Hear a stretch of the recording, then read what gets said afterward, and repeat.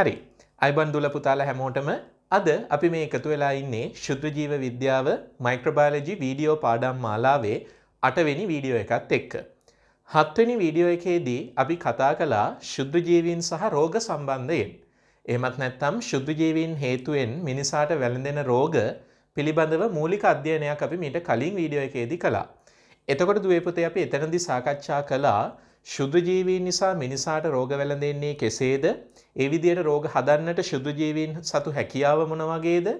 ඒ වගේම මිනිසාගේ දේහයේ එක එක පද්ධති වලට එක එක අවයව වලට හැදෙන රෝග මොනවාද? එම රෝග ඇති කරන රෝග කාරකයන් කවුරුන්ද කියන එක අපි එතනදී සාකච්ඡා කළා. එතකොට අද අපි සාකච්ඡා කරන්නේ මේ 8 වෙනි වීඩියෝ එකේදී අපි සාකච්ඡා කරන්නේ ශුද්ධ ජීවීන් නිසා මිනිසාට රෝග වැළඳීම මගහරවන්න සහ වළක්වන්න එහෙමත් නැත්නම් රෝග සුව කරන්න අපිට භාවිතා කරන්න පුළුවන් ක්‍රම ගැන. එතකොට අපි මේ දිනවල ගත කරන මේ ලෝක වසංගත අර්බුදයත් එක්ක COVID-19 කියන ගෝලීය වසංගතයත් එක්ක අපි නිතරම කතා කරන දේවල් මේ පාඩම තුල කියවෙනවා. ඒ වගේම අපි නූතනයේ මේ වර්තමානයේ තුල භාවිතා කරන විවිධ සෞඛ්‍ය ආරක්ෂිත ක්‍රම පිළිබඳව මෙතනදී ඔයාලා ප්‍රායෝගිකව ඉගෙන ගන්නවා. ඒ වගේම මේ වීඩියෝ එකේ අවසානයේදී මම ඔයාලට පැහැදිලි කරලා දෙනවා මේ දැනට පවතින ගෝලීය වසංගතය COVID-19 ගෝලීය වසංගතය අවසාන වෙන්නට එන්නතක් නිපදවන්නට දැනට තියෙන විභවය සහ අනාගතයේදී මේ ගැටලුව කවර ආකාරයෙන් අවසාන වෙයිද කියන එක පිළිබඳව යම් පැහැදිලි කිරීමක් මම ඔයාලට කරනවා. එතකොට අපි මේ ගත කරන කාලයේදී අපිට ලැබෙන ප්‍රායෝගික ජීවිතයේ අත්දැකීම් සමගින් අපිට පාඩම ඉදිරියට ගෙනියන්න පුළුවන්. ඒ ප්‍රායෝගික ජීවිතයේ උදාහරණත් එක්ක එකතු කරගෙන අපිට මේ පාඩම හරි පහසුවෙන් තේරුම් ගන්න පුළුවන්. එහෙමනම් දුවේ පුතේ අද පාඩම වෙන්නේ ශුද්ධ ජීවී රෝග මගහැරීම සහ වැළැක්වීම. එමත් නැත්නම් අපිට කියන්න පුළුවන් avoidance and prevention of microbial diseases. මේක තමයි මාතෘකාව. අපි සාකච්ඡා කරමු මෙතනදී මොනවද වෙන්නේ කියලා. හරි. එතකොට දුවේ පුතේ ශුද්ධ ජීවීන් නිසා හටගන්න රෝග පාලනය කරන්න එහෙමත් නැත්නම් ආසාදනය වීමට ඇති අවස්ථා මගහරවන්න වළක්වන්න ක්‍රම අනුගමනය කරන්න අවශ්‍යයි. ඒක අපි හැමෝම දන්න දෙයක්. නමුත් සමහර විට යම් ක්‍රමයකින් රෝගය අපිට වැළඳුනොත් ඒ රෝගයට ප්‍රතිකාර කරන්න ආසාදනයෙන් පස්සේ රෝගය සුව කරන්නත් ක්‍රම අවශ්‍යයි. එහෙමනම් ආසාදනය වීම වැළැක්වීම කරන්න පුළුවන්. ඒ වගේම යම් ක්‍රමයකට ආසාදනය සිදු වුණොත් ඒ වුණ ආසාදනය නතර කරන්න එහෙමත් නැත්නම් ප්‍රතිකාර කරන්න පුළුවන්. ඒ කාරණා දෙකම අපි මෙතනදී අද සාකච්ඡා කරනවා. එතකොට දුවේ පුතේ ආසාදනයකට ලක්වීම එහෙමත් නැත්නම් ශුද්ධ ජීවියෙක්ගෙන් ඇතිවෙන ආසාදන රෝගයකට ගොදුරු වීම වළක්වා ගන්න ඊටාම හොඳ ක්‍රමය තමයි එදිනෙදා ජීවිතයේදී අපි සාමාන්‍යයෙන් ජීවත් වෙන එදිනෙදා ජීවිතයේදී හොඳ යහපත් සෞඛ්‍ය පුරුදු අනුගමනය කරන එක. යහපත් සෞඛ්‍ය පුරුදු කියන වචනය අපි දැන් සෑහෙන අහනවා මේ වර්තමානය තුල විශේෂයෙන්ම මේ වගේ ශ්වසන රෝගයක් ගෝලීය අර්බුදයක් විදිහට පැතිරෙන කාලයකදී මාස්ක් එකක් එහෙමත් නැත්නම් මුඛ ආවරණයක් පැළඳීම නිතරම සබන් යොදා දෑත් සේදීම ඒ වගේම hand sanitizer එකක් භාවිතා කිරීම වගේ හොඳ සෞඛ්‍ය පුරුදු ගැන අපි නිරන්තරයෙන් කතා කරනවා. එතකොට මේ වගේ හොඳ සෞඛ්‍ය පුරුදු අනුගමනය කිරීම හරහා ආසාදන වලින් වැළකී සිටීම තමයි වඩාත්ම හොඳ ක්‍රමය. ඒ කියන්නේ අර අපි සාමාන්‍ය ව්‍යවහාරයේදීත් කියනවා prevention is better than cure. එහෙමත් නැත්නම් රෝගය හැදුනට පස්සේ සුව කරනවට වඩා හොඳයි රෝගය හැදෙන එක වළක්ව ගන්න එක. ඒක නිසා හොඳ සෞඛ්‍ය පුරුදු අනුගමනය කරලා අපිට රෝගය ඇතිවීම වළක්ව ගන්න පුළුවන්. එතනදී ප්‍රධාන වශයෙන් ආසාදන වලින් වැළකී සිටීම වෙනුවෙන් ප්‍රධාන වශයෙන් අපි භාවිතා කරන ප්‍රධාන ක්‍රම තුනක් අපිට කියන්න පුළුවන්. තුන තමයි නාමිකව කියනවා නම් පූතිනාශක ව්‍යාසාදක සහ ප්‍රතිශක්තිකරණය. පූතිනාශක ව්‍යාසාදක සහ ප්‍රතිශක්තිකරණය කියන මාතෘකා තුන අපි මෙතනදී සාකච්ඡා කරනවා. හරි. එහෙමනම් දුවේ පුතේ අපි ඉස්සෙල්ලම බලමු මොකක්ද මේ පූතිනාශක සහ ව්‍යාසාදක කියන්නේ කියලා. හරි. එතකොට දුවේ පුතේ පූතිනාශක සහ ව්‍යාසාදක කියන නම් දෙකෙන්ම අපි හඳුන්වන්නේ. එහෙමත් නැත්නම් ඇන්ටිසෙප්ටික්ස් සහ ඩිස්ඉන්ෆෙක්ටන්ට්ස් කියන නම් දෙකෙන්ම අපි පොදුවේ හඳුන්වන්නේ ශුද්ධ ජීවීන්ව විනාශ කිරීම සඳහා ශුද්ධ ජීවීන්ව මරා දැමීම සඳහා ශුද්ධ ජීවී ගහනයේ ප්‍රමාණය අඩු කිරීම සඳහා භාවිතා කරන්න පුළුවන් රසායනික ද්‍රව්‍ය. වෙන විදිහකින් කියනවා නම් අපිට කියන්න පුළුවන් ආසාදන වැළැක්වීම සඳහා ශුද්‍රජීවීන් මරා දමන හෝ ශුද්‍රජීවී ගහනයේ ප්‍රමාණය අඩු කිරීමට භාවිතා කරන රසායනික ද්‍රව්‍ය වලට තමයි අපි පොදුවේ පූතිනාශක නැත්තම් ව්‍යාසාදක කියලා කියන්නේ. හැබැයි දුවේ පුතේ මතක තියාගන්න පූතිනාශක ව්‍යාසාදක කියන දෙකම ගත්තම අපි මේ දෙකේ වෙනස ඉස්සරහට බලමු.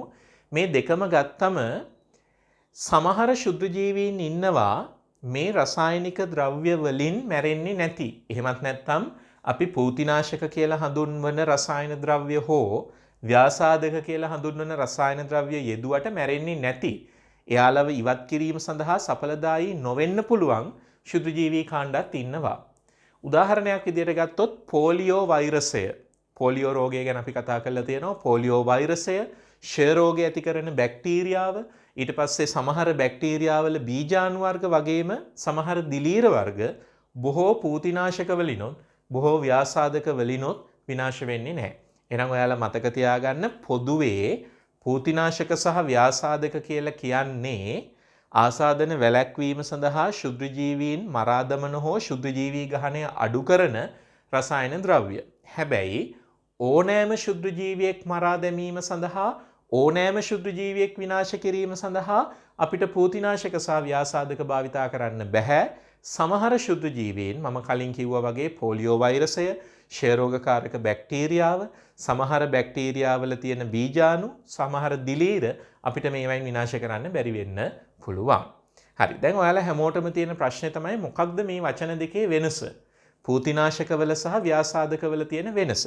වෙනස තමයි දුවේ පුතේ ප්‍රධානම වෙනස තමයි පූතිනාශක කෙලින්ම අපිට ආරක්ෂාකාරීව දේහයට මිනිස් දේහයට යොදන්න පුළුවන්. ඒ කියන්නේ ආරක්ෂාකාරීව සහ ඍජුවම අපිට පූතිනාශකයක් මිනිස් දේහය මත ගල්වන්න පුළුවන්. ඇඟේ ගෑවට අපේ හමට හානියක් වෙන්නේ නැහැ. හැබැයි මතක තියාගන්න පූතිනාශකත් කවදාවත් අපිට දේහයේ අභ්‍යන්තරය සඳහා භාවිතා කරන්න බෑ. එන්නත් කිරීමක් හෝ පානය කිරීමක් හෝ ඒ වගේ දේහයේ අභ්‍යන්තරයට පූතිනාශක යවන්න බෑ. හැබැයි දේහය මතු පිට ගල්වන්න පුළුවන්. හොඳම උදාහරණය අපි මේ දිනවල ඉතා බහුලව භාවිතා කරන දෙයක් නේ මේ hand sanitizers. මේ hand sanitizer එක ගත්තම මේක කෙලින්ම අයිති වෙන්නේ පූතිනාශක කාණ්ඩයට. මොකද හේතුව අපිට කෙලින්ම මේ hand sanitizer එකක තියෙන liquid එක අරගෙන අපේ අතේ ගල්වලා අපේ අතේ නැත්තම් සමේ ඉන්න ශුද්‍රජීවීන්ව විනාශ කරන්න පුළුවන්. එතකොට ඒව අයිති වෙන්නේ ඒ විදියට මිනිස් සමට මිනිස් දේහයට ඍජුවම සහ ආරක්ෂාකාරීව යොදන්න පුළුවන් දේවල් අයිති වෙන්නේ පූතිනාශක කාණ්ඩයට. හරිද? එතකොට සමවැනි ජීවී පෘෂ්ඨ, ඒක තමයි එතන තියෙන වැදගත්ම දේ. පූතිනාශක යොදන්නේ සමවැනි ජීවී පෘෂ්ඨ සඳහා. සමවැනි ජීවී පෘෂ්ඨයක ඉන්න ශුද්‍රජීවීන් විනාශ කිරීමේ අරමුණින් අපි යොදා ගන්න ශුද්‍රජීවීන් විනාශ කරන රසායන ද්‍රව්‍ය වලට අපි එතකොට කියනවා පූතිනාශක. හරිද? ඒක මං හිතනවා පැහැදිලි කියලා. කෙලින්ම සම මතට යොදන්න පුළුවන් දේවල්. උදාහරණ විදියට කියනවා නම් දුවේ පුතේ වෙන මෙතන ඔයාලා දකිනවා අපිට වෙළඳ පොලේ ගන්න පුළුවන් ප්‍රසිද්ධ පූතිනාශක වර්ග කිහිපයක්, ඇන්ටිසෙප්ටික්ස් කිහිපයක්. විශේෂයෙන්ම මැද තියෙන එක ඔයාලා හොඳටම දන්නවා. ඒක වෙළඳ නාමයක් විදියට ගත්තොත් ඔය ඩෙටෝල් කියන නමින් අපිට වෙළඳ පොලේ නිතර හමු වෙනවා. එතකොට සබන් යොදා දෑත් සේදීම, ඒ වගේම ඒ සඳහා යොදාගන්නේ විෂ බීජනාශක දියර විදියට තියෙන සබන් දියර, ඒ වගේම ඇල්කොහොල් බේස් වෙන, එහෙමත් නැත්නම් අපිට කියන්න පුළුවන් මේ දිනවල අපි භාවිතා කරන ඇල්කොහොල් මාධ්‍යයක් සහිත hand sanitizers ආදිය සියල්ලම පූතිනාශක කාණ්ඩයට ගන්න පුළුවන්. එතකොට දුවේ පුතේ පූතිනාශක ගැන අනිත් කාරණේ ඔයාලා මතක තියාගන්න. පූතිනාශක මූලික වශයෙන් රසායන ද්‍රව්‍ය 3ක් මත පදනම් වෙනවා. එකක් තමයි එතිල් මධ්‍යසාරය, තව එකක් තමයි අයිසෝප්‍රොපනෝල්. අයිසෝප්‍රොපනෝල් එහෙමත් නැත්නම් අයිසෝප්‍රොපිල් ඇල්කොහොල් කියලා කියන්නේත් මේකටම තමයි. විශේෂයෙන්ම ඔයාලා අරගෙන බැලුවොත් මේ දවස්වල මේ අපි පාවිච්චි කරන විෂ බීජනාශක නැත්නම් hand sanitizer එකක් අරගෙන බැලුවොත් මේ එක එක වර්ගවල විවිධ hand sanitizers වර්ගවල ගහලා තියෙනවා ඒවයි තියෙන active ingredient එක මොකක්ද කියන එක. දැන් උදාහරණයක් විදිහට ගත්තොත් මේ එකක බැලුවොත් මේකේ ගහලා තියෙනවා active ingredient isopropyl alcohol. isopropyl alcohol කියන්නේ isopropanoolම තමයි. එතකොට මේකේ තියෙන්නේ isopropyl alcohol ද්‍රාවණයක්. තව එකක තියෙන්න පුළුවන් එතිල් ඇල්කොහොල්. එහෙමත් නැත්නම් එතිල් මධ්‍යසාරය තියෙන්නත් පුළුවන්. එතකොට එතිල් මධ්‍යසාරය හෝ අයිසෝප්‍රොපනෝල් වගේ ඒවා තමයි අපි මේ දිනවල මේ බහුලව භාවිතා කරන hand sanitizers වල තියෙන්නේ. සමහර විට ඒකට අයිසෝප්‍රොපිල් ඇල්කොහොල් වලට අමතරව නැත්නම් එතිල් ඇල්කොහොල් වලට අමතරව තව ද්‍රව්‍ය එකතු කරලා තියෙන්න පුළුවන් සුගන්ධවත්භාවය ඇති කරන්න. ඊට පස්සේ පාටක් එකතු කරලා තියෙන්න පුළුවන් මේ වගේ. සමහර ඒවායි ජෙල් එකක් තියෙන්න පුළුවන්. දැන් මේක ගත්තොත් දියරමය ස්වභාවයක් තියෙන. නමුත් මේක ජෙල් එකක් විදියට තියෙන්නේ. ඒ වගේම අර සම වියලීම වැළැක්වීම සඳහා සමහර ඒවායි ඔය ආයුර්වේදීය ද්‍රව්‍ය එකතු කරලා තියෙනවා. කෝමාරිකා වගේ දේවල් එකතු කරලා තියෙනවා. ඒ වගේ අමතර දේවල් තියෙන්න පුළුවන්. නමුත් මෙතන ශුද්ධ ජීවීන් විනාශ කරන ඇක්ටිව් ඉන්ග්‍රීඩියන්ට් එක වෙන්නේ එක්ක අයිසෝප්‍රොපිල් ඇල්කොහොල් නැත්නම් අයිසෝප්‍රොපනෝල් එහෙමත් නැත්නම් එතිල් මධ්‍යසාරය. එතකොට දුවේ පුතේ දැන් ඇත්තම කතාව අපි ගොඩාක් වෙලාවට මේ දවස්වල අපි ශ්‍රී ලංකාවේදී දකින hand sanitizers ගත්තම මේවයි ගොඩක් දුරට තියෙන්නේ අයිසෝප්‍රොපනෝල් නැත්නම් අයිසෝප්‍රොපිල් ඇල්කොහොල් එතිල් මධ්‍යසාරය තියෙන ඒවත් තියෙන්න පුළුවන්. මීට අමතරව අපි ගත්තම ඩෙටොල් වගේ ඔයාලා කලින් දැකපු ඩෙටොල් වගේ සංයෝග ගත්තම මේවයි තියෙන්නේ ක්ලෝරොසයිලනෝල් කියන සංයෝගය. ක්ලෝරොසයිලනෝල් ඔයාලා මේ ඩෙටොල් එකක් අරගෙන බැලුවොත් ඒකේ යට ගහලා තියෙනවා. මේකේ බලන්න මේ මැද තියෙන ඩෙටොල් එකේ තියෙන ඒකේ ලේබල් එක බලන්න දකුණු පැත්තේ යට ගහලා තියෙනවා ක්ලෝරොසයිලනෝල්. එතකොට මේක ක්ලෝරොසයිලනෝල් ද්‍රාවණයක්. එතකොට ඒවා කෙලින්ම අත්වලට යොදලා සේදීම් කටයුතු සඳහා අපිට යොදා ගන්න පුළුවන්. හරි. එහෙනම් මෙන්න මේකයි දුවේ පුතේ සාරාංශය. පූතිනාශක නැත්නම් ඇන්ටිසෙප්ටික්ස් කියලා අපි හඳුන්වන්නේ ජීවියෙක්ගේ පෘෂ්ඨයකට නැත්නම් මිනිස් සමට ඍජුව සහ ආරක්ෂාකාරීව යොදලා ඒ සම මත ඉන්න එහෙමත් නැත්නම් අපේ ජීවී පෘෂ්ඨයක ඉන්න ශුද්ධ ජීවීන් විනාශ කිරීම සඳහා යොදා ගන්න පුළුවන් රසායනික ද්‍රව්‍යයක්. එතකොට මෙයාලා උදාහරණ විදිහට අපිට කියන්න පුළුවන් එතිල් මධ්‍යසාරය, අයිසෝප්‍රොපනෝල් වගේ ඔය hand sanitizers වල තියෙන සංයෝග, ඒ වගේම ක්ලෝරොසයිලනෝල් අපිට ඩෙටොල් වගේ ඒවයි හමු වෙන්නේ මෙන්න මේ ක්ලෝරොසයිලනෝල් කියන සංයෝගය. හරි. ඊට පස්සේ දුවේ පුතේ මෙන්න මේ වගේ තැන්වලට මොන වගේ තැන්වලටද අපි ගත්තොත් එහෙම විවිධ පෘෂ්ඨ අජීවී පෘෂ්ඨ විදියට තියෙන තැන්වලට. අජීවී පෘෂ්ඨ විදියට තියෙන තැන්වලට විශේෂයෙන්ම මේ ඔයාලා දකින විදියට ශල්‍යාගාර ඔපරේෂන් තියටර් එකක්. එහෙමත් නැත්නම් ස්නානය සඳහා භාවිතා කරන ප්‍රදේශයක්. හරිද? ස්නානය සඳහා භාවිතා කරන ප්‍රදේශය කියන්නේ බාත්රූම් එකක්. ළඟට සිංක් එකක් තියෙන තැනක්, දෙවුම් බේසම් කියලා අපි කියනවා සිංහලෙන්. සිංක් එකක් තියෙන තැනකට, ඒ වගේම මුළු තැන්ගෙයි එහෙමත් නැත්නම් කුස්සියක තියෙන පෘෂ්ඨ පිරිසිදු කරන්න, ඊළඟට හැඳි ගෑරුප්පු පිරිසිදු කරන්න, ඊට පස්සේ කානු ජලය ගලා බසින කානු වගේ ප්‍රදේශ ශුද්ධ ජීවීන්ගෙන් තොර කරගන්න අපිට භාවිතා කරන්න පුළුවන් ව්‍යාසාධක. එහෙනම් කැපී පෙනෙන වෙනස තමයි පෝතිනාශක අපි භාවිතා කරේ ජීවී පෘෂ්ඨ සඳහා, නමුත් අපි ව්‍යාසාධක භාවිතා කරන්නේ අජීවී පෘෂ්ඨ සඳහා. මෙන්න මේක තමයි කැපී පෙනෙන ලක්ෂණය. අජීවී පෘෂ්ඨයකට විතරයි අපි මේවා යොදන්නේ. ඒක තමයි විශේෂත්වය. මොකද ව්‍යාසාධක කියන්නේ ඊටාම ප්‍රබල රසායනික ද්‍රව්‍ය. මේ වගේ ව්‍යාසාධකයක් අපි ජීවී පෘෂ්ඨයකට යෙදුවොත් එම ව්‍යාසාධකය නිසා ජීවී පෘෂ්ඨයට හානි වෙන්න පුළුවන්. ඒක නිසා අපි කවදාවත් ව්‍යාසාධකයක් කෙලින්ම ජීවී පෘෂ්ඨයකට යොදන්නේ නැහැ. ඔයාලට හොඳම උදාහරණය මෙන්න මේ රූපය බලපු ගමන් ඔයාලට තේරෙවි ව්‍යාසාධක කියන්නේ මොන වගේ අයද කියලා. සාමාන්‍යයෙන් අපි බ්‍රෑන්ඩ් එකක් විදියට එහෙමත් නැත්නම් වෙළඳ නාමයක් විදියට අපි හඳුන්වන හාපික්, ඊට පස්සේ ලයිසෝල් වගේ සංයෝග ගත්තම මේවා ඇවිල්ලා ව්‍යාසාධක. අපි දන්නවා අපි කවදාවත් හාපික්, ලයිසෝල් වගේ ප්‍රබල රසායනික ඍජුව සමට යොදන්නේ නැහැ. අපේ සම පිරිසිදු කිරීම සඳහා මේව යොදාගන්නේ නැහැ. මේවා අපි පාවිච්චි කරන්නේ ගෙබිම, එහෙමත් නැත්නම් බාත්රූම් එකක් ක්ලීන් කරන්න. ඒ වගේ අජීවී පෘෂ්ඨයක් සඳහා තමයි අපි හැම වෙලේම මෙයාලව යොදාගන්නේ. එතකොට මේවට අපි කියනවා ව්‍යාසාධක එහෙමත් නැත්නම් ඩිස්ඉන්ෆෙක්ටන්ට්ස් කියලා. ඔක තමයි දෙන්නගේ තියෙන වෙනස. එතකොට දුවේ පුතේ මේවයි තියෙන සංයෝග ගැනත් අපි පොඩ්ඩක් දැනගන්න ඕන. ව්‍යාසාධකවල තියෙන ප්‍රධාන ඇක්ටිව් ඉන්ග්‍රීඩියන්ට් එක එහෙමත් නැත්නම් ව්‍යාසාධකවල තියෙන ප්‍රධාන සක්‍රිය සංයෝග විදියට අපිට කාණ්ඩ දෙකක් හමු වෙනවා. එකක් තමයි ෆීනෝල. ලයිසෝල් වගේ ඒවායි තියෙන්නේ ඔය වගේ ෆීනෝල. ඒ වගේම අපිට හමු වෙනවා හයිපොක්ලෝරයිට් සංයෝග. කැල්සියම් හයිපොක්ලෝරයිට් විදියට හමු වෙන්නත් පුළුවන්. එහෙමත් නැත්නම් සෝඩියම් හයිපොක්ලෝරයිට් විදියට හමු වෙන්නත් පුළුවන්. විශේෂයෙන්ම හාපික් වගේ සංයෝගවල තියෙන්නේ, ඒ වගේ ප්‍රොඩක්ට්ස් වල තියෙන්නේ හයිපොක්ලෝරයිට් සංයෝග. එහෙනම් ඔයාලා මතක තියාගන්න ඕන දේ තමයි ෆීනෝල සහ හයිපොක්ලෝරයිට් තමයි ව්‍යාසාදක වලට උදාහරණ වෙන්නේ.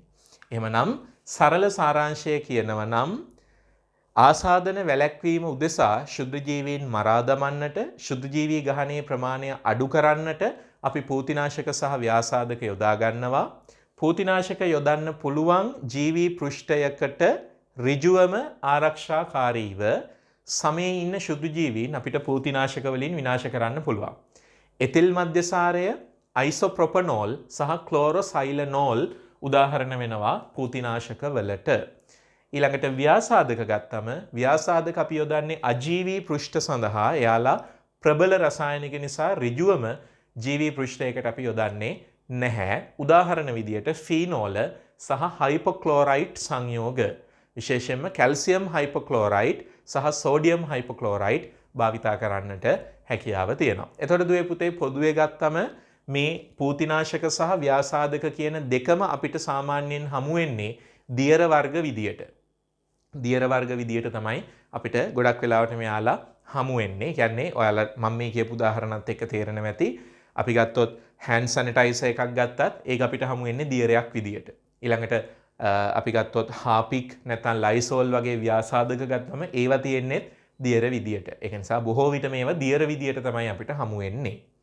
ඒ වගේම මේ පූතිනාශකවල සහ ව්‍යාසාදකවල සඵලතාවය, ඒ කියන්නේ පූතිනාශකයක් විසින් නැත්නම් ව්‍යාසාදකයක් විසින් කොච්චරක් දුරට ශුද්ධජීවීන් විනාශ කරනවද කියන එක සාධක කීපයක් මත රඳා පවතිනවා. පළවෙනිම එක තමයි පූතිනාශකයේ හෝ ව්‍යාසාදකයේ සාන්ද්‍රණය. ඒක ඔයාලට තේරෙනවා මේ රසායනිකයේ සාන්ද්‍රණය වැඩි වෙන තරමට ශුද්ධජීවීන් විනාශ වෙන්න තියෙන හැකියාව වැඩි. ඒ වගේම පූතිනාශකයට හෝ ව්‍යාසාදකයට ශුද්ධජීවීන් නිරාවරණය වන විවෘත වන කාල සීමාව. ඒ කියන්නේ අපි ගෙබිමට නම් මේ වගේ ව්‍යාසාදකයක් යොදලා වැඩි වෙලාවක් තිබුණොත් එතනදී ශුද්ධජීවීන් වැඩි ප්‍රමාණයක් විනාශ වෙනවා. අපි පූතිනාශකයක් යොදලා අත් දෙක පිරිසිදු කරනවා නම් පූතිනාශකය අත් දෙකට යොදලා අත්ල මත පවතින වේලාව මත මැරෙන ශුද්ධජීවීන් ප්‍රමාණය තීරණය වෙනවා. ඒකයි අර දැන් ඔය COVID-19 ප්‍රශ්නයත් එක්කත් hand sanitizers යොදලා එහෙමත් නැත්නම් අත්සෝදන දියර යොදලා තත්පර 20ක්වත් ඒක හොඳින් අතුල්ලන්න කියලා කියන්නේ. ඒකයි ඒ විවෘත වෙන කාලය ශුද්ධජීවියා පූතිනාශකයට හෝ ව්‍යාසාදකයට විවෘතව පවතින කාලය මත ශුද්ධජීවියාට වෙන හානිය තීරණය වෙනවා. ඒ වගේම තමයි උෂ්ණත්වය.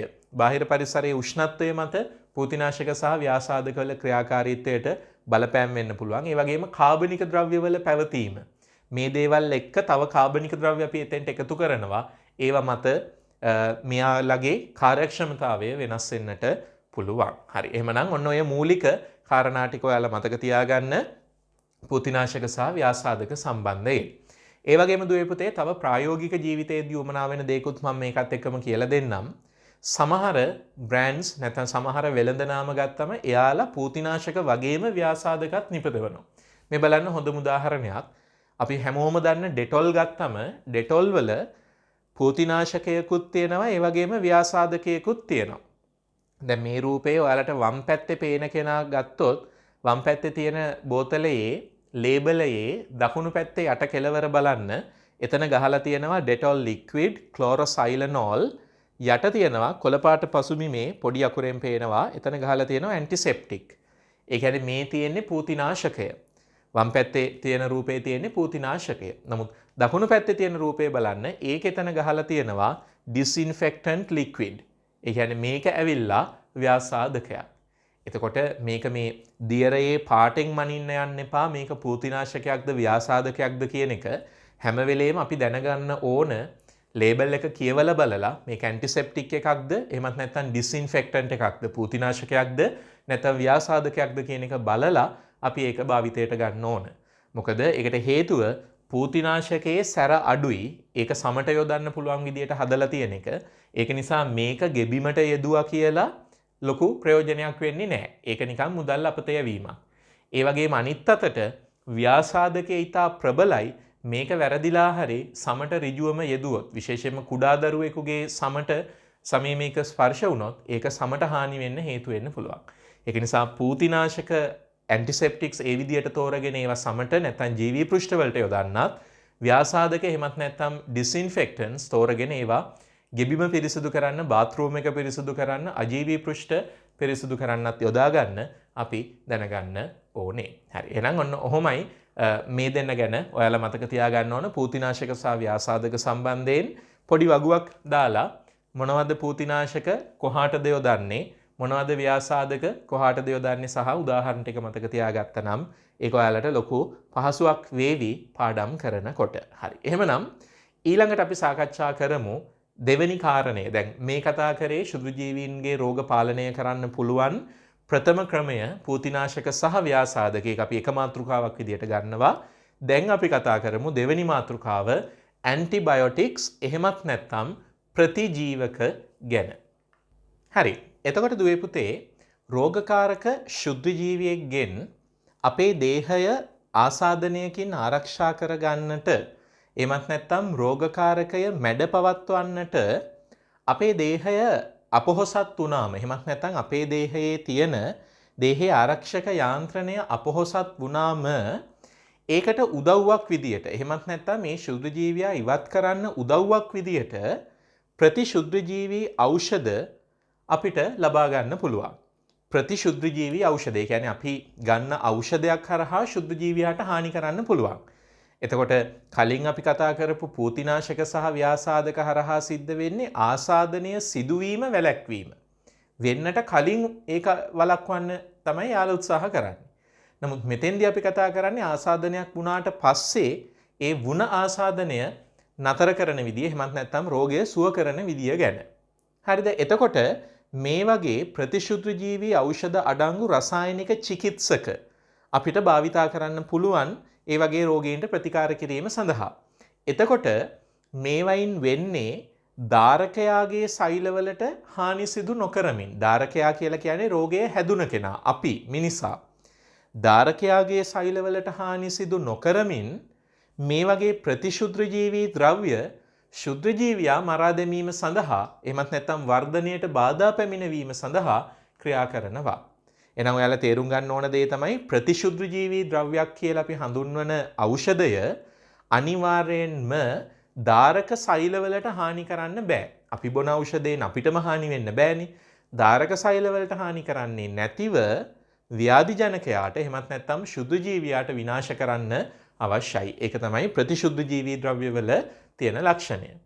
එතකොට ප්‍රතිජීවක එහෙමත් නැත්නම් ඇන්ටිබයොටික්ස් කියලා කියන්නේ බැක්ටීරියාවන්ට විරුද්ධව ක්‍රියා කරන. බැක්ටීරියාවන්ට විරුද්ධව ක්‍රියා කරන ඔය වගේ ඵලදායී ප්‍රතිශුද්‍රජීවී ද්‍රව්‍යයක්. ඒක මතක තියාගන්න. එතකොට ප්‍රතිශුද්‍රජීවී ද්‍රව්‍ය අතරින් බැක්ටීරියාවලට හානි කරන, බැක්ටීරියාවලට විරුද්ධව ක්‍රියා කරන ඵලදායී ප්‍රතිශුද්‍රජීවී ද්‍රව්‍යයකට අපි කියනවා ප්‍රතිජීවකයක්. එතකොට දුවේ පුතේ සමහර ප්‍රතිජීවක තියෙනවා බැක්ටීරියා විශේෂ එහෙමත් නැත්නම් බැක්ටීරියා කාණ්ඩ රාශියකට හානි කරන. එතකොට සමහර ප්‍රතිජීවක පුළුල් පරාසයක බැක්ටීරියා විශේෂ ගණනාවකට විරුද්ධව ක්‍රියා කරනවා. මේවට අපි කියනවා බ්‍රෝඩ් ස්පෙක්ට්‍රම් ඇන්ටිබයොටික්ස් එහෙමත් නැත්නම් පුළුල් පරාස ප්‍රතිජීවක. වචනේ තේරුම ඔයාලට තේරෙනවා ඇති. බ්‍රෝඩ් ස්පෙක්ට්‍රම් ඇන්ටිබයොටික්ස් එහෙමත් නැත්නම් පුළුල් පරාස ප්‍රතිජීවක කියලා කියන්නේ ඒ එකම ප්‍රතිජීවකය භාවිතා කරලා බැක්ටීරියා විශේෂ ගණනාවක් විනාශ කරන්න පුළුවන් නිසා. ඒ වගේම තව සමහර ඇන්ටිබයොටික්ස් නැත්නම් ප්‍රතිජීවක තියෙනවා මේවා ක්‍රියා කරන්නේ සුවිශේෂී එක බැක්ටීරියා කාණ්ඩයක් මත විතරයි. ඒවට අපි කියනවා පටු පරාස ප්‍රතිජීවක එහෙමත් නැත්නම් නැරෝ ස්පෙක්ට්‍රම් ඇන්ටිබයොටික්ස් කියලා. එතකොට පුළුල් පරාස ප්‍රතිජීවක තියෙනවා එකම ප්‍රතිජීවකේ භාවිතා කරලා බැක්ටීරියා කාණ්ඩ ගණනාවක් විනාශ කරන්න පුළුවන් ඒවා. ඒ වගේම තියෙනවා නැරෝ ස්පෙක්ට්‍රම් ඇන්ටිබයොටික්ස් එහෙමත් නැත්නම් පටු පරාස ප්‍රතිජීවක ඒවා භාවිතා කරලා අපිට විනාශ කරන්න පුළුවන් එක් නිශ්චිත බැක්ටීරියා කාණ්ඩයක් නැත්නම් විශේෂයක් පමණයි. හරි. එහෙමනම් මේ කාරණා ටික ඔයාලට දැන් මතක තියෙන්න ඕන. ප්‍රතිජීවක කියන එකේ මේවයි පරණ සිලබස් එකේ පරණ අර්ථ දැක්වීම් තියෙනවා දුවේ පුතේ. ඒවත් එක්ක පටල ගන්න එපා. ඔයාලා මේ දකින ඡේදේ තියෙන දේවල් ටික මතක තියාගත්තම හොඳටම ප්‍රමාණවත්. හරිද? මෙන්න මේවා තමයි ඔයාලා මතක තියාගන්න ඕනේ. එහෙමනම් බලන්න. දේහය ආසාදනයකින් ආරක්ෂා කර ගැනීමට හෝ රෝගයේ මැඩ පවත්වා ගැනීමට දේහ ආරක්ෂණ යාන්ත්‍රණය අපොහොසත් වූ විට ප්‍රතිශුද්ධ ජීවී ද්‍රව්‍ය නැත්නම් ප්‍රතිශුද්ධ ජීවී ඖෂධ ඩංගු රසායනික චිකිත්සක වලින් ප්‍රතිකාර කළ යුතුයි. ධාරක සෛලවලට හානියක් සිදු නොකරමින් ප්‍රතිශුද්ධ ජීවී ද්‍රව්‍ය ශුද්ධ ජීවීන් මරා දැමීම හෝ වර්ධනයට බාධා පැමිණවීම සිදු කරයි. මෙන්න අර්ථ දැක්වීම ප්‍රතිජීවක යනු බැක්ටීරියාවන්ට විරුද්ධව ක්‍රියා කරන වෙන අය බෑ. වෛරස වලට මේක අදාළ නැහැ. හරිද? වෛරොයිඩ වලට ප්‍රියෝන වලට මේක අදාළ නැහැ. මේක අදාළ වෙන්නේ බැක්ටීරියාවලට. ප්‍රතිජීවක යනු බැක්ටීරියාවන්ට විරුද්ධව ක්‍රියා කරන ඵලදායී ප්‍රතිශුද්ධ ජීවී ද්‍රව්‍යයකි. හරිද? එතකොට සමහර ප්‍රතිජීවක පුළුල් පරාසයක බැක්ටීරියා විශේෂ වලට විරුද්ධව ක්‍රියා කරනවා. ඒවට අපි කියනවා පුළුල් පරාස ප්‍රතිජීවක නැත්නම් broad spectrum antibiotics. අනෙක් ඒවා ක්‍රියා කරන්නේ සුවිශේෂී බැක්ටීරියා කාණ්ඩයක් මත පමණයි. ඒවට අපි කියනවා පටු පරාස ප්‍රතිජීවක එහෙමත් නැත්නම් narrow spectrum antibiotics කියලා. හරි. ওই දේවල් ටික එහෙනම් ඔයාලට මතකයි. එතකොට දුවේ පුතේ ප්‍රතිජීවකයක් හැම වෙලේම ක්‍රියා කරන්නේ ප්‍රතිජීවක හැම වෙලේම වැඩ කරන්නේ මොකක් හරි නිශ්චිත එක ක්‍රමයකට. ඒ කියන්නේ විවිධ ප්‍රතිජීවක වර්ග ක්‍රියා කරන විදිය එකිනෙකට වෙනස්. ඒ කියන්නේ විවිධ ප්‍රතිජීවක වර්ග බැක්ටීරියා වලට හානි කරන විදිය එකිනෙකට වෙනස්. සමහර ප්‍රතිජීවක බැක්ටීරියාවල සෛල බිත්ති සංශ්ලේෂණය නිෂේධනය කරනවා. එතකොට සෛල බිත්ති සංශ්ලේෂණය නිෂේධනය වුණ නිසා ඒ බැක්ටීරියා මැරෙනවා. තව සමහරව ඉන්නවා එයාලා බැක්ටීරියාවල ප්‍රෝටීන සංශ්ලේෂණය නිෂේධනය කරනවා. ප්‍රෝටීන සංශ්ලේෂණය නිෂේධනය වුණ නිසා බැක්ටීරියාව මැරෙනවා. තව සමහරු ඉන්නවා එයාලා බැක්ටීරියා සෛලයේ තියෙන ප්ලාස්ම පටලයට හානි කරනවා. නැත්තම් ප්ලාස්ම පටලය කඩා බිඳ හෙලනවා. ඒ වගේම තව සමහරු ඉන්නවා එයාලා DNA සහ RNA සංශ්ලේෂණය කිරීම නිෂේධනය කරලා ඒ හරහා සෛල විනාශ කරනවා. ඉතින් මෙන්න මේ විදියට ඔයාලා මෙතන පහළ දකින විදියට අපිට උදාහරණ කීපයක් අපේ සිලබස් එක ඇතුළේ ඉගෙන ගන්න තියෙනවා. සෛල බිත්ති සංශ්ලේෂණය නිෂේධනය කරන අය විදියට අපි ඉගෙන ගන්නවා පෙනිසිලින්. පෙනිසිලින් විශේෂයි. මොකද පෙනිසිලින් තමයි ලෝකේ ප්‍රථම වතාවට හොයාගන්නපු ප්‍රතිජීවකයේ විදියට අපි හඳුන්වන්නේ. සෛල බිත්ති සංශ්ලේෂණය නිෂේධනය කිරීම හරහා තමයි පෙනිසිලින් ක්‍රියා කරන්නේ. එතකොට දුවේ පුතේ තව දෙයක් මතක තියාගන්න මේකත් එක්කම දැන් ඔයාලා දන්නවා පෙනිසිලින් කියන්නේ දිලීරයක්. පෙනිසිලින්යි තියෙන්නේ දිලීර වලට. එයා ෆංගස් එකක්. එතකොට ඒ දිලීරය විසින් ශ්‍රාවය කරන රසායනික ද්‍රව්‍යයක් තමයි අපි මේ නිස්සාරණය කරලා ගන්නෙ. එතකොට දිලීරේ නම පෙනිසිලියම් නොටේටුම්. එතකොට පෙනිසිලියම් කියන දිලීරය විසින් හදන ප්‍රතිශුද්ධ ජීවී ද්‍රව්‍යයට තමයි අපි කියන්නේ පෙනිසිලින්. එතකොට හැම වෙලේම මෙතෙන්දි වෙන්නේ මේ වගේ ප්‍රතිශුද්ධ ජීවී ද්‍රව්‍ය නැත්තම් ප්‍රතිජීවක හදන්නේ ශුද්ධ ජීවියෙක් විසින්මයි. එක ශුද්ධ ජීවියෙක් විසින් හදන ප්‍රතිජීවකය තවත් ශුද්ධ ජීවියෙක් සඳහා හානිකර වෙනවා. දැන් මෙතනදී උදාහරණ ගත්තේ අපි පෙනිසිලින්. පෙනිසිලින් කියන ප්‍රතිජීවකය දිලීරයක් විසින් හදනවා බැක්ටීරියාවලට හානි කරනවා සෛල බිත්ති සංශ්ලේෂණය නිෂේධනය කිරීම හරහා. එක්කෙනෙක් විසින් හදන තව ශුද්ධ ජීවියෙකුට හානි කරන රසායනික ද්‍රව්‍යයක් එතකොට අපි ප්‍රතිජීවක කියලා කියනවා. ඒ වගේම දුවේ පුතේ මතක තියාගන්න දැන් නූතනයේ බැක්ටීරියාවකට හානි කරන්න අපි හදන ප්‍රතිජීවක තියෙනවා අපි කෘතිමව සංශ්ලේෂණය කරන ප්‍රතිසංයෝජිත DNA තාක්ෂණය නැත්නම් recombinant DNA technology අපි 7 වෙනි පාඩමේදී මේ ගැන කතා කරනවා මොලකියුලර් බයොලොජි වලදී. අනේ ප්‍රතිසංයෝජිත DNA තාක්ෂණය භාවිතා කරලත් දැන් අපිට ප්‍රතිජීවක හදන්න පුළුවන්. එහෙනම් ඒකත් මතක තියාගන්න ප්‍රතිජීවකයක් හදන්නේ එක්කෝ වෙනත් ශුද්ධ ජීවියෙක් විසින් හදලා තවත් ශුද්ධ ජීවියෙකුට හානි කරනවා. එහෙමත් නැත්නම් මිනිසා විසින් කෘතිමව සංශ්ලේෂණය කරනවා වෙන්නත් පුළුවන්. හරි. අපි යමුකෝ ආපහු ලිස්ට් එකට බලන්න. සෛල බිත්ති සංශ්ලේෂණය නිෂේධනය කිරීම හරහා ශුද්ධ ජීවියාව නැත්නම් බැක්ටීරියාව විනාශ කරනවා පෙනිසිලින් විසින්. ඊළඟට දෙවෙනි එක බලන්න දුවේ පුතේ. දෙවෙනි එකේ තියෙන ප්‍රෝටීන සංශ්ලේෂණය නිෂේධනය. එරිත්‍රොමයිසින් සහ ටෙට්‍රාසයික්ලින් ප්‍රෝටීන සංශ්ලේෂණය නිෂේධනය හරහා ශුද්‍රජීවියාව බැක්ටීරියාව විනාශ කරනවා එරිත්‍රොමයිසින් සහ ටෙට්‍රාසයික්ලින් කියන වර්ගවලට අයිති ප්‍රතිජීවක. ප්ලාස්ම පටල කඩා දැමීම හරහා මේ වැඩේ කරනවා ඩැප්ටොමයිසින් කියන ප්‍රතිජීවකය. ඒ වගේම DNA සහ RNA සංශ්ලේෂණය නිෂේධනය කරමින් බැක්ටීරියාවට හානි කරනවා රිෆැම්පීන් කියන ප්‍රතිජීවකය. එහෙනම් ඔයාලා මෙතන මතක තියාගන්න ඕන ඉන්නේ බොහොම පොඩි පිරිසයි මතක තියාගන්න ඕන පෙනිසිලින්, එරිත්‍රොමයිසින් සහ ටෙට්‍රාසයික්ලින්, ඊළඟට ඩැප්ටොමයිසින් සහ රිෆැම්පීන් කියන 4 දෙනා විතරයි. හරිද? බොහොම පොඩි කොටස් ටිකක් මතක තියාගන්න තියෙන්නේ. පෙනිසිලින්, එරිත්‍රොමයිසින් සහ ටෙට්‍රාසයික්ලින් මේ දෙක එකට මතක තියාගන්න. ඩැප්ටොමයිසින් සහ රිෆැම්පීන්. ඔය ටික තමයි මතක තියාගන්න තියෙන්නේ. ඒතකොට හැබැයි ඕකෙන් අදහස් වෙන්නේ ලෝකයේ තියෙන්නේ ප්‍රතිජීවක වර්ග 4යි 5යි කියන එක නෙමෙයි. හරිද? ප්‍රතිජීවක වර්ග 4යි 5යි කියන එක නෙමෙයි. ප්‍රතිජීවක තියෙනවා අතිවිශාල ප්‍රමාණයක්. දැන් උදාහරණයක් විදිහට ගත්තොත් මේ ඔයාලා දකින්නේ අපිට ડોක්ටර් කෙනෙක්ගේ ළඟට ගියාම අපි මොකක් හරි ආසාදනයකට ලක් වෙලා අපිට දෙන්න පුළුවන් ටැබ්ලට් එකක්. මේ තියෙන්නේ එරිත්‍රොමයිසින්. දැන් අපි මොහොතකට කලින් ඉගෙන ගත්තා එරිත්‍රොමයිසින් කරන්නේ බැක්ටීරියාවල ප්‍රෝටීන සංශ්ලේෂණය නිෂේධනය කිරීම. එතකොට මේ වගේ එරිත්‍රොමයිසින් බිව්වම අපිට වෙන්නේ අපේ දේහයේ ඉන්න අපිට ආසාදනය ඇති කරලා තියෙන බැක්ටීරියාවේ ප්‍රෝටීන සංශ්ලේෂණය නිෂේධනය වෙලා යා මිය යන එක. ඔයාලා ඉදිරියට මේක විෂයක් විදියට ඉගෙන ගන්නවා නම් විශේෂයෙන්ම මෙඩිසින් හෝ මොලකියුලර් බයොලොජි වගේ විෂයක් ඔයාලා ඉදිරියට ඉගෙන ගන්නවා නම් විශ්වවිද්‍යාල මට්ටමේදී ඉගෙන ගන්නවා නම් තවත් විශාල ප්‍රමාණයක ප්‍රතිජීවක ගැන ඔයාලට ඉගෙන ගන්න පුළුවන්. මෙතන නැති ප්‍රතිජීවක වර්ග ගොඩාක් තියෙනවා. දැන් උදාහරණයක් ගත්තොත් පෙනිසිලින් කියන්නේ ඇත්තටම ප්‍රතිජීවකයක් නෙමෙයි ප්‍රතිජීවක කාණ්ඩයක්. ඔය ප්‍රතිජීවක කාණ්ඩේ පෙනිසිලින් කියන කාණ්ඩේ ඉන්නවා ඇමොක්සිලින්, ඊට පස්සේ ඉන්නවා ඇම්ෆිසිලින්, පෙනිසිලින් ඔය ආකාරයේ තව වර්ග ගොඩක්. පෙනිසිලින් කියන්නේ ගෲප් එකක්. ඇම්ෆිසිලින්, පෙනිසිලින්, ඊට පස්සේ ඇමොක්සිලින් කියන්නේ මේ කාණ්ඩය ඇතුලේ තියෙන තව ඒවා. ඔය වගේ වර්ග තියෙනවා අතිවිශාල ප්‍රමාණයක්, විශාල සංඛ්‍යාවක් අපිට බෙදලා කියන්න පුළුවන් ඒවා තියෙනවා. ඒ සියල්ල ඔයාලා දැනගන්න කිසිදු අවශ්‍යතාවයක් නැහැ. මේ දීලා තියෙන ටික මතක තියාගත්තම හොඳටම ප්‍රමාණවත්.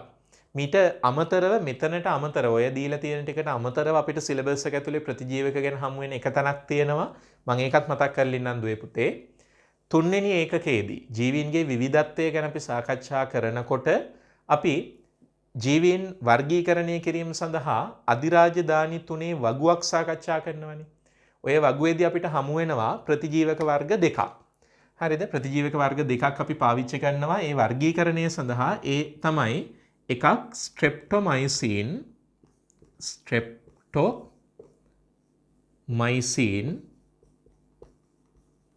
එක්කෙනෙක් සහ අනිත් එක්කෙනා තමයි ක්ලෝරැම්ෆෙනිකෝල්. මේකත් ඔයාලා ඔය ළඟ තියෙන මයික්‍රෝබයොලොජි රිසෝස් එකේ අයිනකිනුත් ලියලා තියාගන්න. ස්ට්‍රෙප්ටොමයිසින් සහ ක්ලෝරැම්ෆෙනිකෝල් කියන්නේත් ඔය වගේ ප්‍රතිජීවක දෙකක්.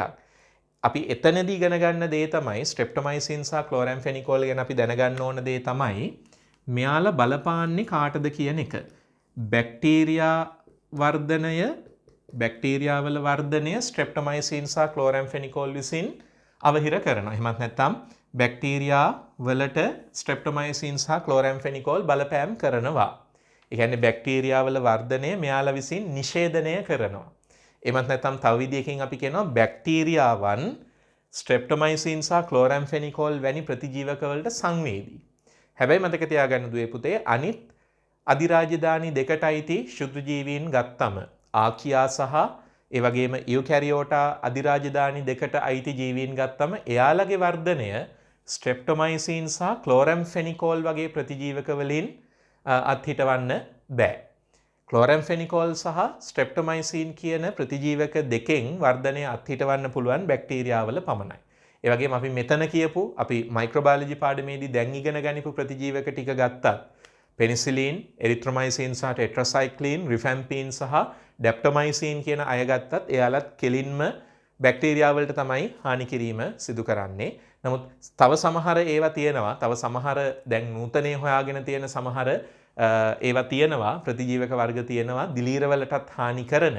අපි ඒව ගැන උසස් පෙළ මට්ටමේදී සාකච්ඡා කරන්නේ නැහැ. හරි. එහෙනම් ඔයාලා මතක තියාගන්න ඕන අර ප්‍රතිජීවක ටික ගැන පමණයි මේ දෙන්න ගැන තුන්වෙනි පාඩමේ මතකයේ තිබුණම ඇති. මෙතනදී ඔයාලා මතක තියාගන්න සෛල බිත්ති සංශ්ලේෂණය නිෂේධනය කිරීම හරහා ශුද්ධ ජීවීන්ව බැක්ටීරියා විනාශ කරනවා පෙනිසිලින් විසින්. ප්‍රෝටීන සංශ්ලේෂණය නිෂේධනය කිරීම හරහා ඒ වැඩේ කරනවා එරිත්‍රොමයිසින් සහ ටෙට්‍රාසයික්ලින්. ප්ලාස්මා පටලය කඩා බිඳ දැමීම හරහා බැක්ටීරියා වර්ධනය නිෂේධනය කරනවා ඩැප්ටොමයිසින්. ඒ වගේම DNA RNA සංශ්ලේෂණය නිෂේධනය කිරීම හරහා බැක්ටීරියාව විනාශ කරනවා රිෆැම්පීන්. රිෆැම්පීන් කියන කෙනා ඒ වැඩේ කරනවා. එහෙනම් ඔන්න ඔය උදාහරණ ටික මතක තියාගන්න. ඒක තමයි ඔයාලට ප්‍රතිජීවක සම්බන්ධයෙන් උසස් පෙළ මට්ටමේදී දැනගන්න අවශ්‍ය වෙන්නේ. තව පොත් කියවනකොට විශේෂයෙන්ම කැම්බල් එකේ එහෙම කියවුවොත් එහෙම ඔයාලට තව වර්ග ගණනාවකට අයිති ඇන්ටිබයොටික්ස් ගැන දැනගන්න පුළුවන්. ඒ ඇන්ටිබයොටික්ස් වල නම් මතක තියාගන්න හෝ ඒවායේ කාර්ය කරන්නේ කොහොමද කියන එක මතක තියාගන්න කිසිසේත්ම අවශ්‍ය නැහැ. අනවශ්‍ය විදියට මහන්සි වෙන්න එපා. විභාගයට කවදාවත් ඔය තියෙන ප්‍රතිජීවක වලින් පිට කවදාවත් ප්‍රශ්නයක් අහන්නේ නැහැ. මෙතනින් එහා මට්ටමේදී කැම්පස් එකේදී එහෙමත් නැත්නම් මෙඩිසින් හෝ මොලකියුලර් බයොලොජි වගේ විෂයක් ඉගෙන ගන්නකොට ඒවා අවශ්‍ය වෙන්න පුළුවන්. නමුත් දැනට ඒවයි අවශ්‍යතාවයක් නැහැ. ඒක නිසා අනවශ්‍ය විදියට මහන්සි වෙන්න එපා. අනවශ්‍ය දෙයක් පාඩම් කරන්න. ඒ වගේම ප්‍රතිජීවක ගැන තව අපිට මේ ළඟ තියෙන තොරතුරු අපිට අහුවෙනවා සිලබස් එකේ වෙනත් තැන්වලදී. විශේෂයෙන්ම අපි ප්‍රතිජීවකයක් අපිට දෙනවා නම් ડોක්ටර් කෙනෙක් සමහර වෙලාවට ඒ ප්‍රතිජීවකයත් එක්ක අපිට මල්ටි විටමින් එකකුත් දෙනවා. ඒකට හේතුව තමයි දුවේ පුතේ මම බොහොම කෙටියෙන් සරලව ඔයාලට කියලා දෙන්නම්. ඒකට හේතුව තමයි මල්ටි විටමින් එකකුත් මල්ටි විටමින් කියන එක තේරෙනවනේ බහු විටමින එහෙමත් නැත්නම් විටමින මිශ්‍රණයක් අපිට දෙනවා ප්‍රතිජීවකයත් එක්ක. ඒකට සරලම හේතුව තමයි දැන් අපි උදාහරණයකට හිතමු අපිට බඩේ අමාරුවක් හැදිලා එහෙමත් නැත්නම් අන්ත්‍රයේ ආසාදනයක් ඇති වෙලා අපි ડોක්ටර්ගේ ළඟට යනවා බෙහෙත් ගන්න.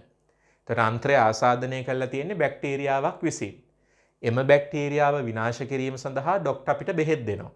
දෙන්නේ ප්‍රතිජීවකයක්.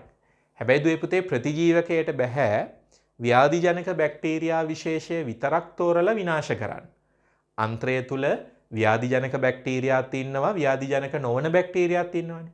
එතකොට ප්‍රතිජීවකයට බෑ ව්‍යාධිජනක කෙනා විතරක් තෝර විනාශ කරන්න. යා අන්ත්‍රයේ ඉන්න හැම බැක්ටීරියා විශේෂයෙන්ම විනාශ කරනවා.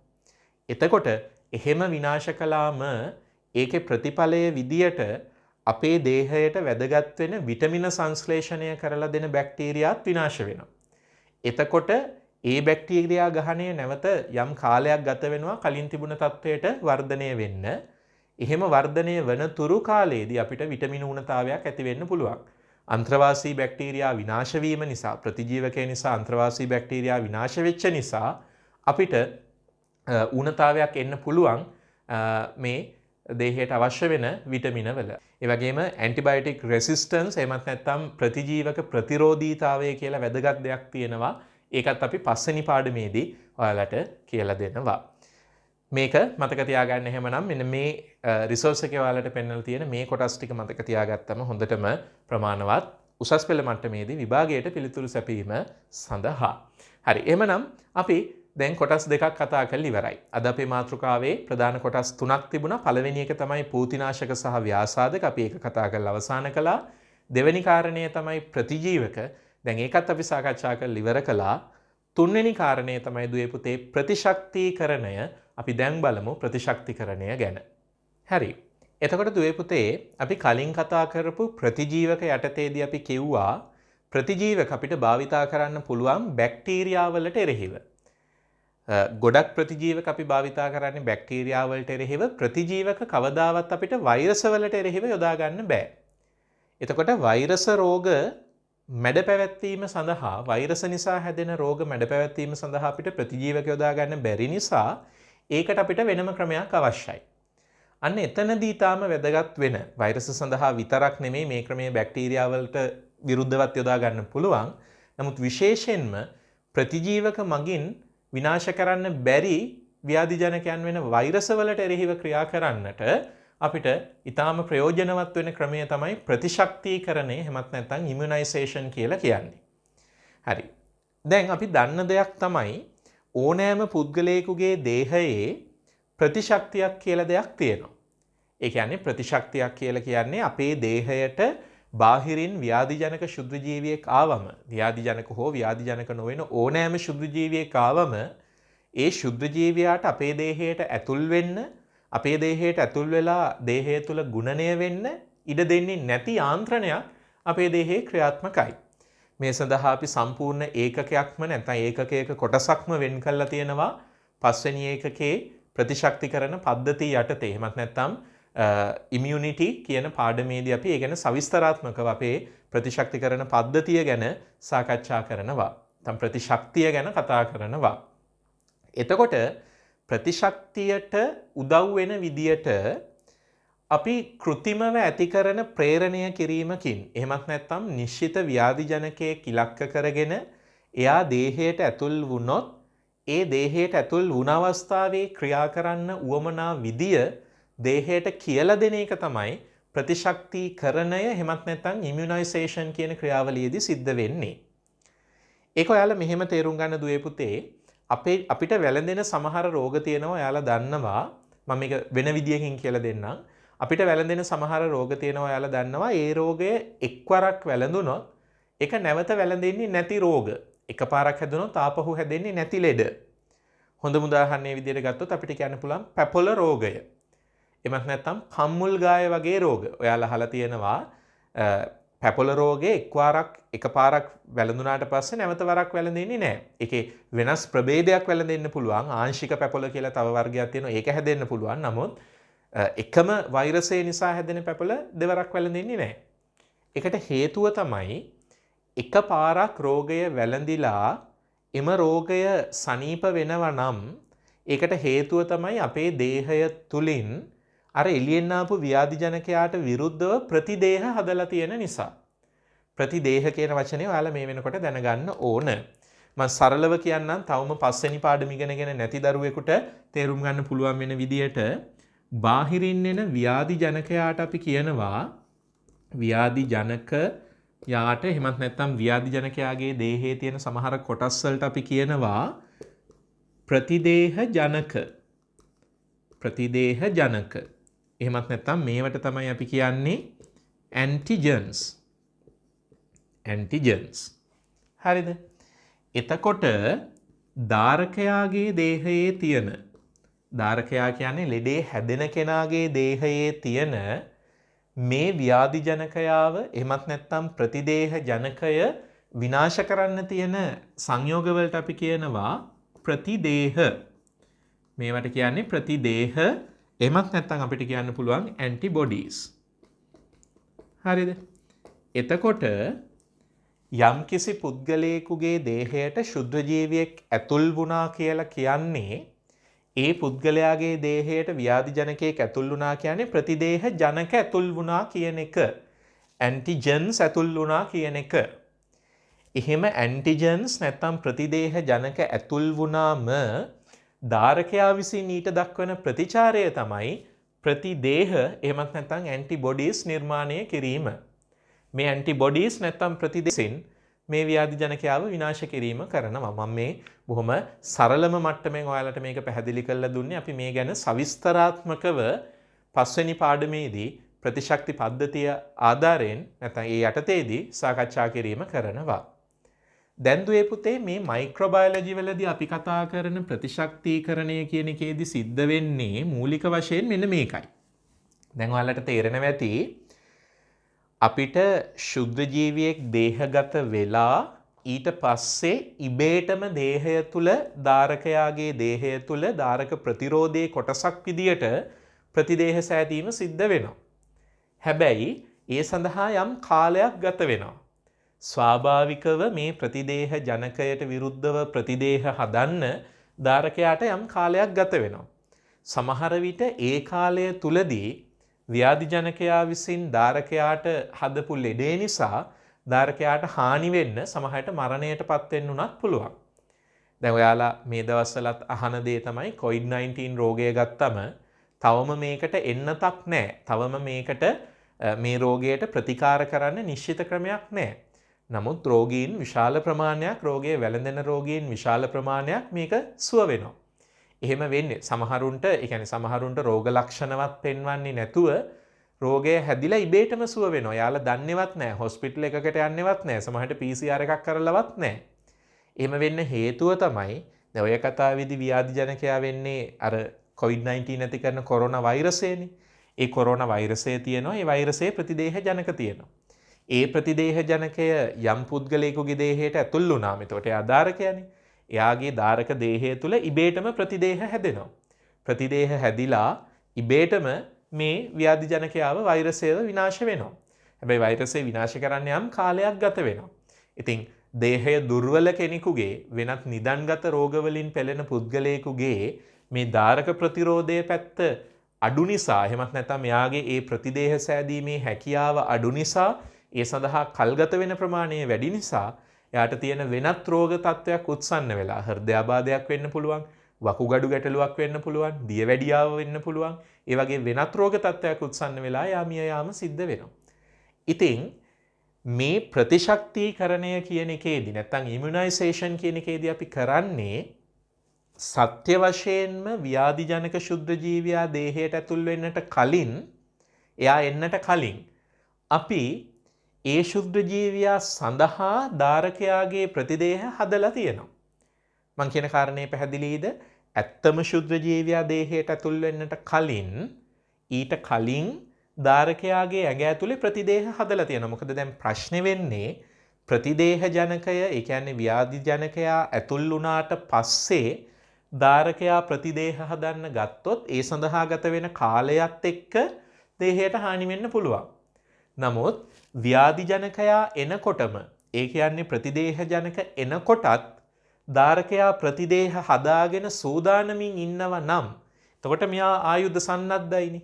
එළියෙන් එන කෙනාව අඳුනගෙන එයාට විරුද්ධව සටන් කරන්න දාරකයා ලෑස්ති වෙලා හිටියොත්, ප්‍රතිදේහ හදාගෙන හිටියොත් මෙයාට මේ සටන ජය ගන්න හරි පහසුයි. එතකොට ලෙඩේ හැදෙන්නෙම නැතුව ව්‍යාධි ජනකයාව අයින් කරන්න පුළුවන්. අන්න ඒ විදියට දාරකයාගේ දේහයේ ප්‍රතිදේහ හැදීම කලින්ම උත්ප්‍රේරණය කිරීම තමයි, එමත් නැත්නම් දාරකයාගේ දේහය තුල නිශ්චිත ශුද්ධ ජීවී කාණ්ඩයකට විරුද්ධව ප්‍රතිදේහ හදලා තිබීම තමයි වෙන්නේ මේ ප්‍රතිශක්තිකරණයෙන්. අපි බලමු ප්‍රතිශක්තිකරණය කියන ක්‍රියාවලියේදී මොකක්ද සිද්ධ වෙන්නේ කියලා. දැන් බලමු පිළිවෙලට අපි කතා කරගෙන යමු මේ එක එක පියවරේදී වෙන්නේ මොනවද කියලා. හරි. එතකොට දුවේ පුතේ ප්‍රතිශක්තිකරණය කියන එකත් එක්කම භාවිතා වෙන ඊළඟ වචනය තමයි එන්නත්. එහෙමත් නැත්නම් වැක්සීන්ස්. එන්නත් මේ දවස්වල සෑහෙන කතා කරන දෙයක් නෙනේ. එන්නත් එහෙමත් නැත්නම් වැක්සීන්ස්. වැක්සීන් එකක් එහෙමත් නැත්නම් එන්නතක් කියලා කියන්නේ සරලව කියනවා නම් අර මං කලින් කියලා දුන්නු විදියට දාරක දේහය තුල ප්‍රතිදේහ සෑදීම උත්ප්‍රේරණය කරන්න පුළුවන් ද්‍රව්‍යයක්. දැන් ඔයාලා දන්නවා මං කලින් කියලා දුන්න දේවල් ටිකත් එක්ක දාරකයාගේ දේහය තුල ප්‍රතිදේහ හැදෙන්නේ ප්‍රතිදේහ ජනක ඇතුල් වුණොත්නේ. එහෙමනම් එන්නතක් ඇතුළෙත් තියෙන්න ඕන යම්කිසි ආකාරයක ප්‍රතිදේහ ජනක. එතකොට ඒ ප්‍රතිදේහ ජනක දාරක දේහයට ඇතුල් වීම නිසා එයාගේ දේහයේ ප්‍රතිශක්තිකරණය උත්ප්‍රේරණය වෙලා ප්‍රතිශක්තිය ප්‍රේරණය වෙලා ඒ හරහා ප්‍රතිදේහ සෑදීම උත්ප්‍රේරණය වෙනවා. හැබැයි ඔයාලට තේරෙනවා ඇති ඒ ඇතුල් කරන ප්‍රතිදේහ ජනකය ප්‍රතිදේහ හදාගන්න එක උත්ප්‍රේරණය කරන්නට දාරක දේහයට ඇතුල් කරන ප්‍රතිදේහ ජනකය අනිවාර්යයෙන්ම ජීවියාට හානි නොකරන එකක් වෙන්න ඕන. මොකද සජීවී ක්‍රියාකාරී සක්‍රීය වෛරසයක් අරගෙන ඒක ප්‍රතිදේහ ජනකයක් විදියට දාරක දේහයට ඇතුල් කළොත් එහෙම පුද්ගලයාට ලෙඩේ හැදෙනවනේ. දැන් අපිට අවශ්‍ය රෝගය හැදෙන්නේ නැතිව මෙයාගේ ප්‍රතිදේහ හදන්නනේ. එහෙම වෙන්න නම්, එහෙම කරන්න නම් අපි මේ ඇතුල් කරන ප්‍රතිදේහ ජනකය බල රහිත, එහෙමත් නැත්නම් රෝගය හදන්න හැකියාව නැති ප්‍රතිදේහ ජනකයක් වෙන්න ඕන. ඒ කියන්නේ සරලව කියනවා නම් එන්නතක් තුල තියෙන්නේ දාරකයාගේ ප්‍රතිශක්තිය ප්‍රේරණය කරන්නට පුළුවන්, හැබැයි දුර්වල කරන ලද ශුද්‍ර ජීවියා හෝ එහෙමත් නැත්නම් ඊටාම කුඩා ශුද්‍ර ජීවී කොටස් අඩංගු අවලම්බනයක්. ඔක තමයි එන්නතක් කියන එක අපි අර්ථ දක්වන විදිය. හරිද? මොකද්ද වෙන්න ඕන? එන්නතක් කියලා කියන්නේ දාරකයාගේ ප්‍රතිශක්තිය ප්‍රේරණය කිරීම සඳහා භාවිතා කරන දුර්වල කරන ලද ශුද්ධ ජීවීන් හෝ එහෙමත් නැත්නම් අපිට කියන්න පුළුවන් ඊටාම කුඩා ශුද්ධ ජීවී කොටස් අඩංගු. ඒ කියන්නේ ප්‍රතිදේහ ජනක අඩංගු අවලම්බනයක්. බලන්න රිසෝස් බුක් එකේ අර්ථ දැක්වීම කියන විදිය. ප්‍රතිශක්තිකරණය එන්නත් ඒ යටතේ අපිට කියනවා ප්‍රතිශක්තිය ප්‍රේරණය කිරීම සඳහා භාවිතා කරනු ලබන දුර්වල කරන ලද ශුද්ධ ජීවීන් හෝ ඊටා කුඩා ශුද්ධ ජීවී කොටස් අඩංගු අවලම්බනයක් එන්නතක් නම් වේ. ඒකත් එක්කම තියෙන කාරණේ බලන්න ආසාදනයක් සිදු වුවහොත් වෙනත් පාලන ක්‍රම නැති බැවින් වෛරස මගින් නැති කරනු ලබන රෝග පාලනය සඳහා එන්නත් නිතර භාවිතා කරයි. අර මං කලින් කිව්වා වගේ බැක්ටීරියා රෝගයකට විරුද්ධව නම් අපිට ප්‍රතිජීවකයක් යොදා ගන්න පුළුවන්. නමුත් වෛරසයකට විරුද්ධව ප්‍රතිජීවක යොදා ගන්න බැරි නිසා, ඒ කියන්නේ වෙනත් පාලන ක්‍රමයක් නැති නිසා විශේෂයෙන්ම වෛරස මගින් නැති කරනු ලබන රෝගවලට විරුද්ධව එන්නත් භාවිතය නිතර සිද්ධ වෙනවා. හරි, එන්නත් වර්ග කීපයක් තියෙනවා. අපි එන්නත් වර්ගවලට යමු. එහෙනම් මූලික සංකල්පය දැන් ඔයාලට පැහැදිලි ඇති.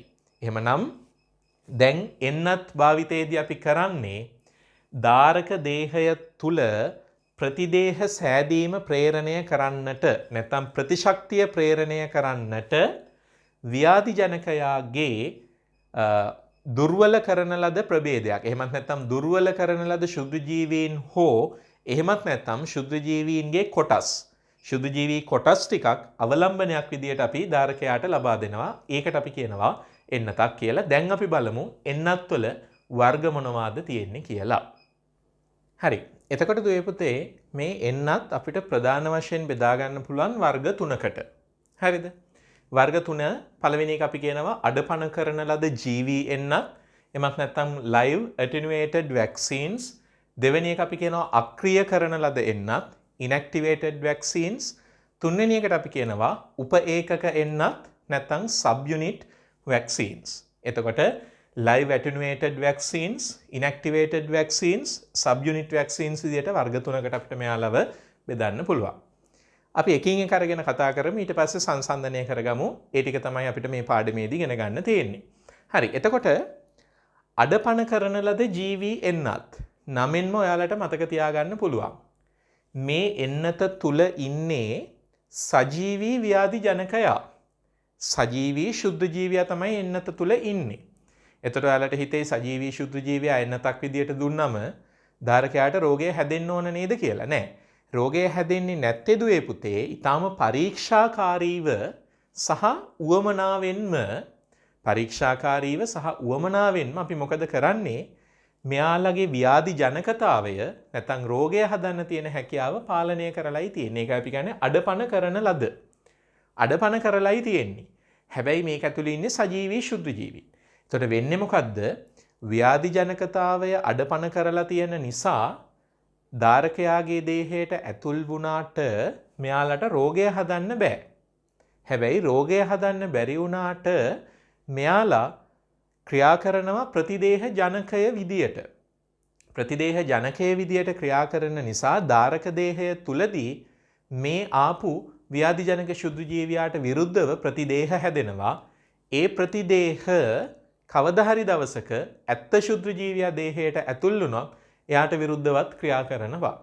මම හිතන්නේ ඔයාලට පැහැදිලි ඇති කියන දේ අඩපණ කරන ලද ශුද්ධ ජීවීන් අඩංගු එන්නතකින් live attenuated vaccine එකකින් කරන්නේ ශුද්ධ ජීවියාව අඩපණ කරලා ව්‍යාධි ජනකතාවය නැති කරලා දේහයට ඇතුල් කරනවා.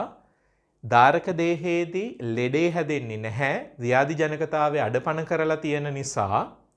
අනිත් අතට ව්‍යාධි ජනකතාවය නැති වුණාට ප්‍රතිදේහ ජනකතාවය තියෙන නිසා ඒ ප්‍රතිදේහ ජනකයට විරුද්ධව ධාරකයාගේ ඇඟ ඇතුලේ ප්‍රතිදේහ හැදෙනවා.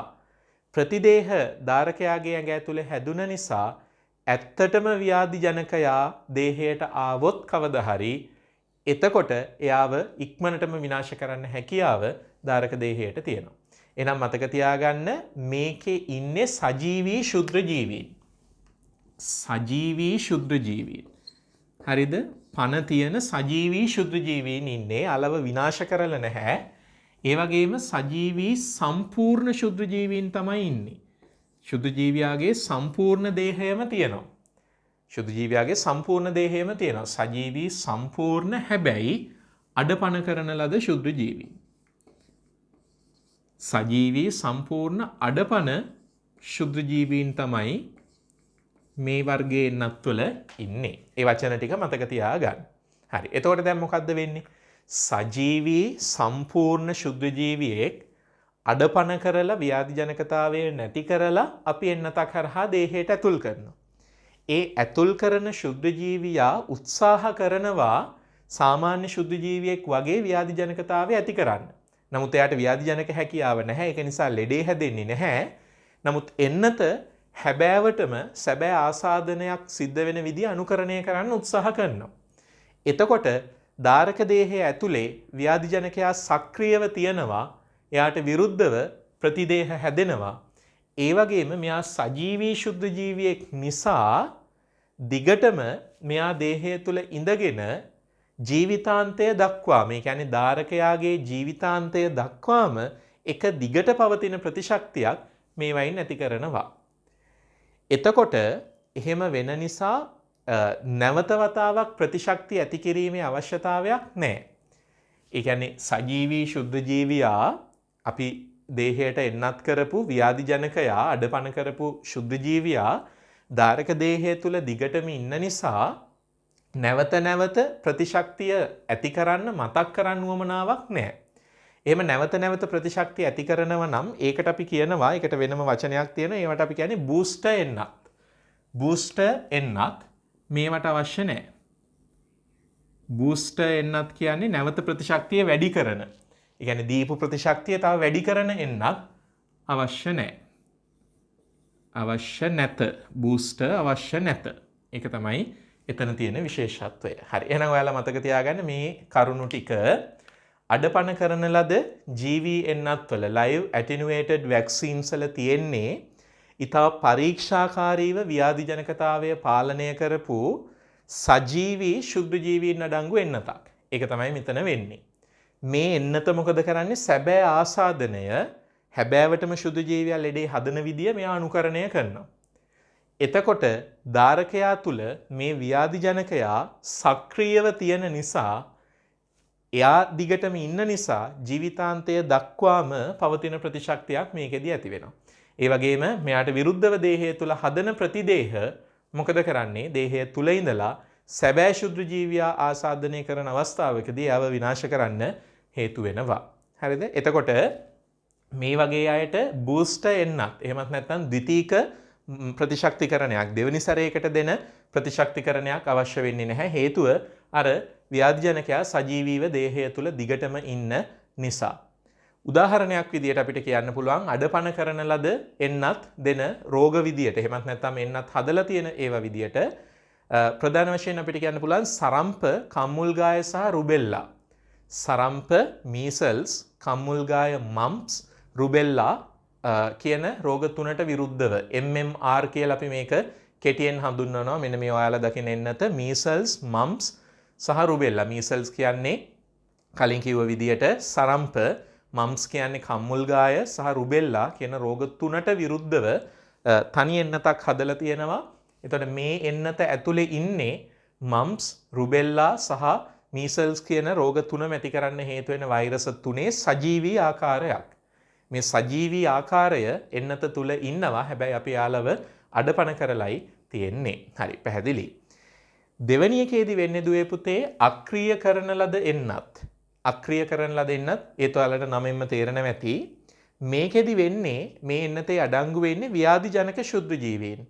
හැබැයි ව්‍යාධි ජනක ශුද්ධ ජීවියා ඉන්නේ අක්‍රීය කරන ලද ආකාරයකින් හෝ මරණ ලද ස්වරූපයක් විදියට. එක්ක අක්‍රීයයි, ඒ කියන්නේ ශුද්ධ ජීවියා ඉන්නවා හැබැයි අක්‍රීය කරලා තියෙන්නේ, නැත්නම් කෙලින්ම ශුද්ධ ජීවියා මරලා දාලා තියෙන්නේ. එතකොට අඩපණ කරන ලද ශුද්ධ ජීවි එන්නත් හා සසඳීමේදී පළවෙනි වර්ගයේ තියෙන ශුද්ධ ජීවි එන්නත් එක්ක සසඳනකොට මේකේ තියෙන වෙනස තමයි මෙයාලගේ ඉන්න ශුද්ධ ජීවියා අජීවී. අජීවී ඉන්න ශුද්ධ ජීවියා අජීවී හැබැයි සම්පූර්ණ ශුද්ධ ජීවියාම ඉන්නවා. දේහේ කොටසක් නෙමෙයි, සම්පූර්ණ ශුද්ධ ජීවියාම ඉන්නවා. හරිද? දේහේ එක පොඩි කොටසක් විතරක් නෙමෙයි, සම්පූර්ණ ශුද්ධ ජීවියාම ඉන්නවා. හැබැයි අජීවී, එහෙමත් නැත්නම් අක්‍රීයයි. මරා දමා හෝ එහෙමත් නැත්නම් අක්‍රීය ස්වරූපයෙන් ඉන්න පුළුවන්. අක්‍රීය එහෙමත් නැත්නම් අජීවී. සම්පූර්ණ ශුද්ධ ජීවියෙක් ඉන්නේ. හරිද? එතකොට දුවේ පුතේ තියෙන වෙනස තමයි දැන් කලින් එකේදී අපි කියවනේ අඩපණ කරන ලද ජීවියෙන්නත් වලදී සජීවී සම්පූර්ණ අඩපණ කරන ලද ශුද්ධ ජීවී ඉන්නේ හිටියේ. සජීවී ශුද්ධ ජීවියා ඉන්න නිසා එයාලට ද්විතීක මාත්‍රා ලබා දෙන්න අවශ්‍ය නැහැ. නැත්නම් බූස්ටර් එන්නත් ලබා දෙන්න අවශ්‍ය නැහැ. බූස්ටර් එන්නතක් කියන එක ඔයාලට තේරෙන්න ඕන මේ වෙනකොට. බූස්ටර් එන්නතක් කියලා කියන්නේ පළවෙනි වතාවේදී ලබා දුන්න ප්‍රතිශක්තිය මදි නිසා දෙවෙනි වතාවකදී ආපහු ප්‍රතිශක්තිය ඇති කිරීමක්. දෙවෙනි වතාවකටත් නැවත ප්‍රතිදේහ ජනකය දේහගත කිරීමක්. නමුත් මේකෙදී එහෙම උමනා වුණේ නැහැ. සජීවී ශුද්ධ ජීවියා ඉන්න නිසා යා දිගටම ප්‍රතිදේහ ජනකයේ විදියට ක්‍රියා කරන නිසා දිගටම දේහය තුල ප්‍රතිදේහ හැදෙනවා.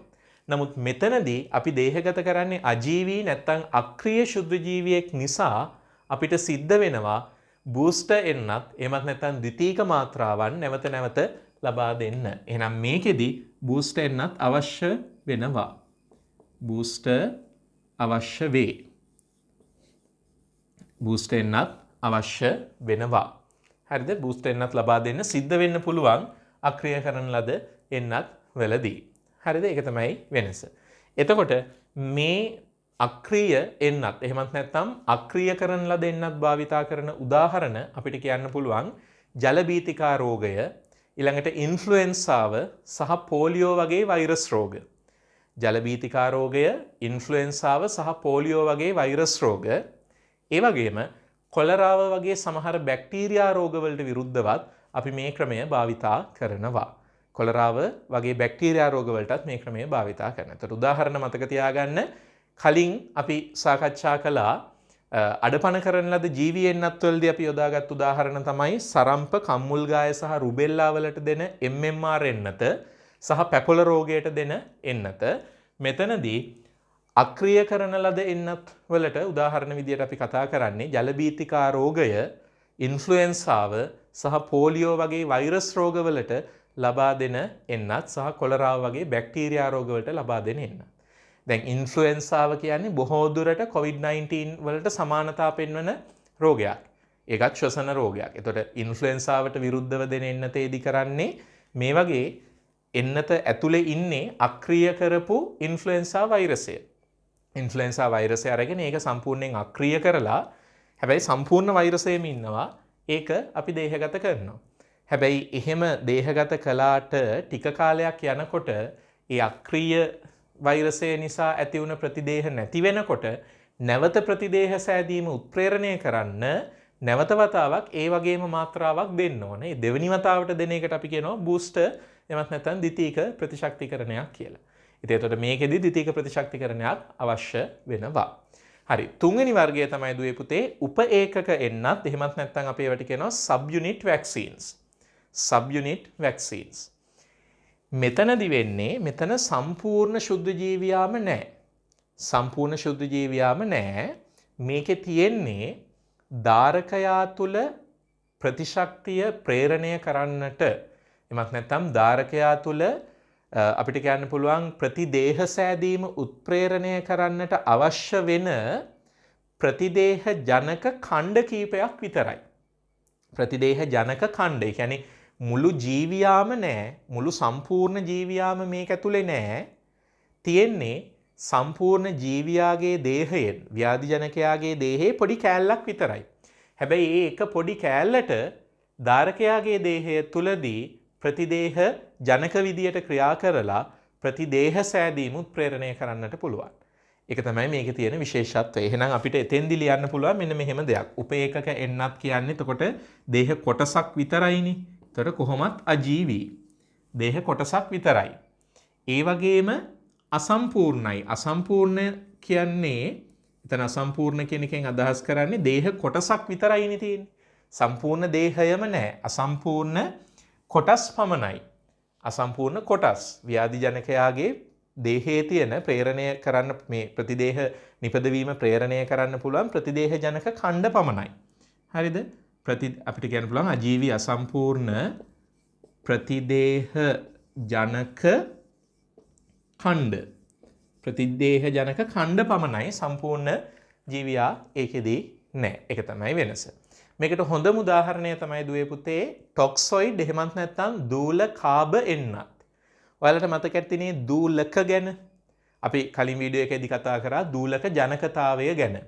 දූලක ජනකතාවය කියලා කියන්නේ දේහයට හානි කරන්න පුළුවන් නැත්නම් මිනිස් දේහයට හානි ඇති කරන්න පුළුවන් විවිධ රසායනික ද්‍රව්‍ය නිපදවන්න ශුද්ධ ජීවීන්ට තියෙන හැකියාව.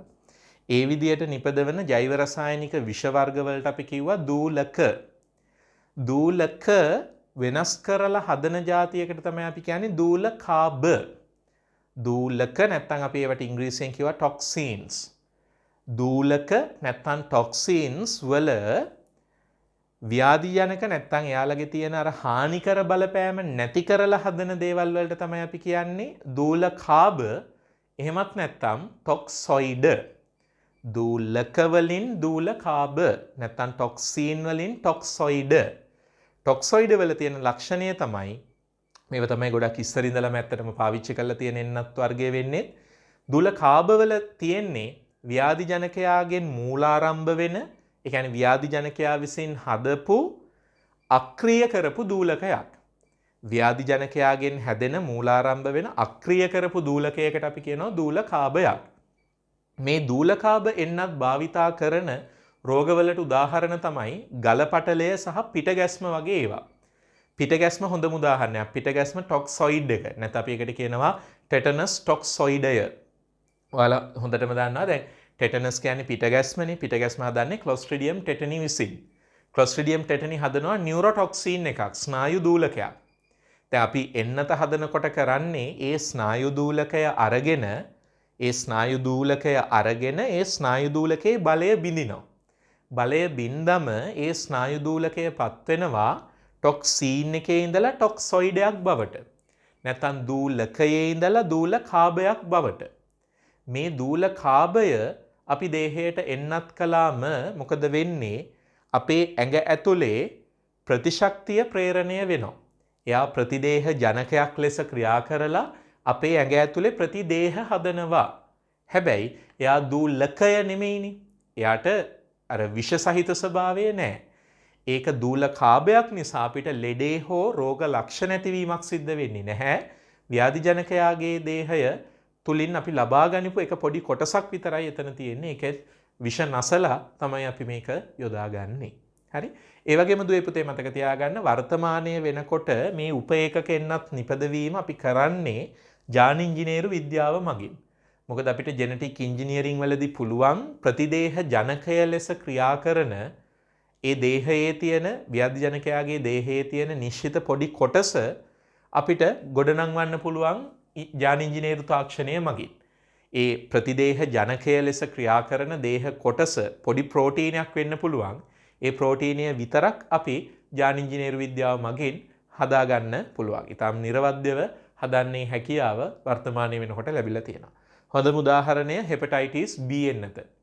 හෙපටයිටිස් B වලට දෙන එන්නත ඒ විදිහට ජාන ඉංජිනේරු විද්‍යාව මගින් හදලා තියෙන එන්නතක්. ඒ වගේම දුවේ පුතේ බූස්ටර් එන්නත් ගැනත් මේ සම්බන්ධයෙන් කතා කරමු. ඔයාලට තේරෙනවා ඇති අපි දේහගත කරන්නේ අජීවී අසම්පූර්ණ ප්‍රතිදේහ ජනක ඛණ්ඩනේ. අජීවීනේ. අජීවී නම් දිගින් දිගටම ප්‍රතිශක්තිය තියෙන්නේ නැහැ. කාලයක් යනකොට ප්‍රතිශක්තිය අඩු වෙලා යනවා. එහෙමනම් පූර්ණ ප්‍රතිශක්තියක් ලබා ගැනීම සඳහා මේ උපේකක එන්නත් වලදීත් මොකක් කරන්න ඕනද? සාමාන්‍යයෙන් බූස්ටර් එන්නත් එහෙමත් නැත්නම් ද්විතීක මාත්‍රා ලබා ගැනීම අවශ්‍යයි. එහෙනම් මේකෙදිත් අපිට කියන්න පුළුවන් බූස්ටර් එන්නත් අවශ්‍යයි කියලා. මේකෙදිත් බූස්ටර් අවශ්‍ය වේ. බූස්ටර් එන්නත් අවශ්‍ය වේ. හරි. එහෙනම් ඔන්න ඔය ටික තමයි ඔයාලා මතක තියාගන්න ඕන. හරි. මම එහෙනම් සරල සාරාංශය කියන්න. කියලා දීපු ටිකේ මෙන්න සරල සාරාංශය. ඉමුනයිසේෂන් එහෙමත් නැත්නම් ප්‍රතිශක්තිකරණය ඇති කරන්නට භාවිතා කරන එන්නත් එහෙමත් නැත්නම් වැක්සීන්ස් ප්‍රධාන ආකාර කීපයක් තිබුණා. ඉස්සෙල්ලම කිව්වොත් වැක්සීන් එකක් කියලා කියන්නේ ප්‍රතිශක්තිය ප්‍රේරණය කිරීම සඳහා භාවිතා කරනු ලබන දුර්වල කරන ලද ශුද්ධජීවීන් හෝ ඉතා කුඩා ශුද්ධජීවී කොටස් අඩංගු අවලම්බනයක්. එතකොට මේක ගොඩක් වෙලාවට වෛරස් රෝග සම්බන්ධයෙන් වඩා වැදගත් වෙනවා. බැක්ටීරියා වලට විරුද්ධව භාවිතා කරන්නත් පුළුවන්. පළවෙනි වර්ගය තමයි අඩපණ කරන ලද ජීවී එන්නත් නැත්නම් live attenuated vaccines. මේවයි තියෙන්නේ ඊටාම පරීක්ෂාකාරීව ව්‍යාධි ජනකතාවය පාලනය කරපු සජීවී ශුද්ධ ජීවීන්. ඒව තමයි මේ එන්නතේ අඩංගු වෙන්නේ. මේ එන්නත් මොකද කරන්නේ? සැබෑ ආසාදනය එයා විසින් අනුකරණය කරලා ව්‍යාධි ජනකයාගේ දේහය තුල ප්‍රතිදේහ සෑදීම උත්ප්‍රේරණය කරනවා. සජීවී ශුද්ධ ජීවියෙක් සම්පූර්ණ ශුද්ධ ජීවියාම ඉන්නවා. හැබැයි ව්‍යාධි ජනකතාවය නැති කරලා අඩපණ කරලායි තියෙන්නේ. සම්පූර්ණ සජීවී ශුද්ධ ජීවියාම ඉන්න නිසා ජීවිතාන්තය දක්වාම එක දිගට පවතින ප්‍රතිශක්තියක් මේකෙන් ඇති වෙනවා. ඒක නිසා ද්විතීක මාත්‍රාවන් දෙවන වරට නැවත එන්නත් ලබා ගැනීමක්, බූස්ටර් එන්නත් ලබා ගැනීමක් අවශ්‍ය වෙන්නේ නැහැ. සරම්ප, කම්මුල්ගාය සහ රුබෙල්ලා, මීසල්ස්, මම්ස් සහ රුබෙල්ලා MMR එන්නතෙන් පාලනය කරනවා. ඒ වගේම පැපොල රෝගයට දෙන එන්නතෙත් මේ වගේ තත්ත්වයක් බලා ගන්න පුළුවන්. දෙවැනි වර්ගයට අපි කිව්වා අක්‍රිය කරන ලද එන්නත්, එහෙමත් නැත්නම් inactivated vaccines. inactivated vaccine එකක අඩංගු වෙන්නේ ව්‍යාධි ජනක ශුද්ධ ජීවියා, හැබැයි අක්‍රිය කරන ලද හෝ මරණ ලද ආකාරයක් විදියට. සම්පූර්ණ ශුද්ධ ජීවී දේහයම තියෙනවා. සම්පූර්ණ ශුද්ධ ජීවී දේහයම තිබුණට එයා ඉන්නේ එක්ක අජීවී විදියට, එහෙමත් නැත්නම් අක්‍රිය විදියට. එතකොට ශුද්ධ ජීවියා අජීවී නිසා, අක්‍රිය නිසා, මරණ ලද කෙනෙක් නිසා එයාලට දීර්ඝකාලීනව එක දිගටම ප්‍රතිදේහ නිපදවීම උත්ප්‍රේරණය කරන්නට බැහැ. කාලයක් යනකොට ඒ ප්‍රතිදේහ නිපදවීම අඩු වෙනවා. එතකොට බූස්ටර් එන්නත්, එහෙමත් නැත්නම් ද්විතීක මාත්‍රාවන් නැවත ලබා දීම කරන්නට අවශ්‍ය වෙනවා. මේවා අපි යොදා ගන්නවා වෛරස් රෝගවලට එරෙහිව වගේම බැක්ටීරියා වලට එරෙහිව. මේ ක්‍රමය යොදා ගන්න වෛරස් රෝග විදියට අපිට කියන්න පුළුවන් ජලබීතිකා රෝගය, ඉන්ෆ්ලුවෙන්සාව සහ පෝලියෝ වගේ වෛරස් රෝග. ඒ වගේම කොලරාව වගේ බැක්ටීරියා රෝග වලට අමතරවත් මේ ක්‍රමය යොදා ගන්න පුළුවන්. අවසානයේට අපි කතා කරා සබ් යුනිට්ස්, එමත් නැත්නම් උපේකක එන්නත් ගැන. මේකෙදි වෙන්නේ මේකේ අඩංගු වෙන්නේ සම්පූර්ණ ශුද්ධ ජීවියාම නෙමෙයි. අජීවී කොහොමත් කොටස්, ශුද්ධ ජීවී දේහයේ අසම්පූර්ණ කොටස් ටිකක් විතරයි මේ එන්නත් වල ඉන්නේ. සම්පූර්ණ ශුද්ධ ජීවියාම නැහැ, අජීවී අසම්පූර්ණ කොටස් ටිකක්. ප්‍රතිදේහ ජනක ඛණ්ඩ ටිකක්. ප්‍රතිදේහ ජනක ඛණ්ඩ කියලා කියන්නේ ඒ ශුද්ධ ජීවියාගේ දේහයේ තියෙන ප්‍රතිදේහ ජනක ලෙස ක්‍රියා කරන්න පුළුවන් ලිපිඩ හෝ ප්‍රෝටීන, ගොඩක් වෙලාවට ප්‍රෝටීන නිශ්චිත අණු කීපයක්. සම්පූර්ණ ශුද්ධ ජීවියාම නෙමෙයි, දේහේ කොටසක් විතරක්. එතකොට මේවා තමයි කාලෙක ඉඳලා භාවිතා කරලා තියෙන එන්නත් වර්ගය. මේවට උදාහරණයක් විදියට ගන්න පුළුවන් හොඳම උදාහරණය තමයි ටොක්සොයිඩ්, එහෙමත් නැත්නම් දූලකාභ එන්නත්. දූලකයක් අරගෙන දූලකයේ හානිකර බව නැති කරාම අපි ඒකට කියනවා දූලකාභයක්. නැත්නම් ටොක්සීන් එකේ හානිකර බව නැති කරාම අපි ඒකට කියනවා ටොක්සොයිඩයක්. මේ දූලකාභ එන්නත් වල අන්තර්ගත වෙන්නේ ව්‍යාධි ජනකයාගෙන් මූලාරම්භ වෙන, ඒ කියන්නේ ව්‍යාධි ජනකයාගේ දේහයෙන් හටගන්න පටන් ගන්න හැබැයි අක්‍රිය කරපු දූලකයක්. මේ දූලකාභ එන්නත් භාවිතා කරන රෝගවලට උදාහරණ විදියට අපිට කියන්න පුළුවන් ගලපටලය සහ පිටගැස්ම වගේ රෝග. පිටගැස්ම හොඳම උදාහරණය ක්ලොස්ට්‍රිඩියම් ටෙටනි බැක්ටීරියාවේ හදන ස්නායු දූලකය තමයි අපි එතෙන්දී වෙනස් කරලා ගන්නේ දූලකාභයක් විදියට. වර්තමානයේ වෙනකොට මේ උපේකක එන්නත් අපි හදනවා ජාන ඉංජිනේරු විද්‍යාව මගින්. මොකද ඒකට හේතුව හෙපටයිටිස් B වගේ රෝගවලට එරෙහිව අපිට භාවිතා කරන්න පුළුවන් මේ ක්‍රමය. එතෙන්දි වෙන්නේ හෙපටයිටිස් B වෛරසයෙන් තුල තියෙන නිශ්චිත ප්‍රතිදේහ ජනක කොටසක් අපි වෛරසයෙන් කඩලා ගන්නේ නැතුව ජාන ඉංජිනේරු විද්‍යාත්මක ක්‍රම මගින් අලුතෙන් හදලා ඒක එන්නතක් විදියට දේහයට ඇතුල් කරනවා. මේකෙදිත් පූර්ණ ප්‍රතිශක්තියක් ලබා ගන්න නම් බූස්ටර් එන්නත් අවශ්‍ය වෙනවා. හේතුව අජීවී අසම්පූර්ණ ශුද්ධ ජීවියෙක් තමයි මෙතන ඉන්නේ. ඒක නිසා ඒකට යම් කාලයක් ගත වෙනවා. යම් කාලයකට පස්සේ නැවත වතාවක් බූස්ටර් එකක් ලබා දීම අවශ්‍ය වෙනවා. හරි. දැන් ඕක තමයි පාඩම. දැන් අපි කතා කරමු මේ දවස්වල තියෙන වර්තමාන තත්ත්වය ගැන. COVID-19 ප්‍රශ්නෙත් එක්ක අපි මේ එන්නත් කියන වචනය ප්‍රවෘත්තිවලදී හැමත් සෑහෙන අහනවා. එතකොට COVID-19 වලට එන්නතක් නිපදවීම සම්බන්ධයෙන් මුළු ලෝකයේම අවධානය යොමු වෙලා තියෙන කාලයක තමයි අපි මේ ජීවත් වෙන්නේ. මේ එන්නත නිපදවනකොට තියෙන ලොකුම ගැටලුව තමයි අපි සාම්ප්‍රදායිකව භාවිතා කරන අඩපණ කරන ලද ජීවී එන්නත් හෝ අක්‍රිය කරන ලද එන්නත් කියන ක්‍රමවලට ගියොත් ඒ සඳහා ගත වෙන කාලය ඊටාම වැඩි. ගත වෙන හැම තත්පරයකදීම මිනිස්සු දහස් සංඛ්‍යාත ප්‍රමාණයක් මේ රෝගයට ගොදුරු වෙනවා. ඉතින් ඒ ගොදුරු වීමත් එක්ක සහ දිනපතා මිනිස්සු දහස් ගාණක් මිය යනවා. ඒකත් එක්ක අපිට මේ වගේ සාම්ප්‍රදායික අඩපණ කරන ලද ජීවී එන්නත් හෝ අක්‍රිය කරන ලද එන්නත් කියන ක්‍රමවලට යන්න බෑ. ඒවා ගැනත් පරීක්ෂණ කෙරෙමින් පවතිනවා. නමුත් ඒ ක්‍රමයට එන්නතක් හදන්න තව සෑහෙන කාලයක් ගත වෙයි. ඒක නිසා අපි දැන් භාවිතා කරන්නේ උපේකක එන්නත් ක්‍රමය. හැබැයි උපේකක එන්නත් ක්‍රමයක් භාවිතා කරන්න පොඩ්ඩක් ඒක ඉක්මන් කරගන්න ක්‍රමයක් අපි පාවිච්චි කරනවා. හරිද? මේවට අපි කියනවා ජෙනටික් වැක්සීන්ස්. එහෙමත් නැත්නම් DNA සහ RNA සහිත වැක්සීන්ස්.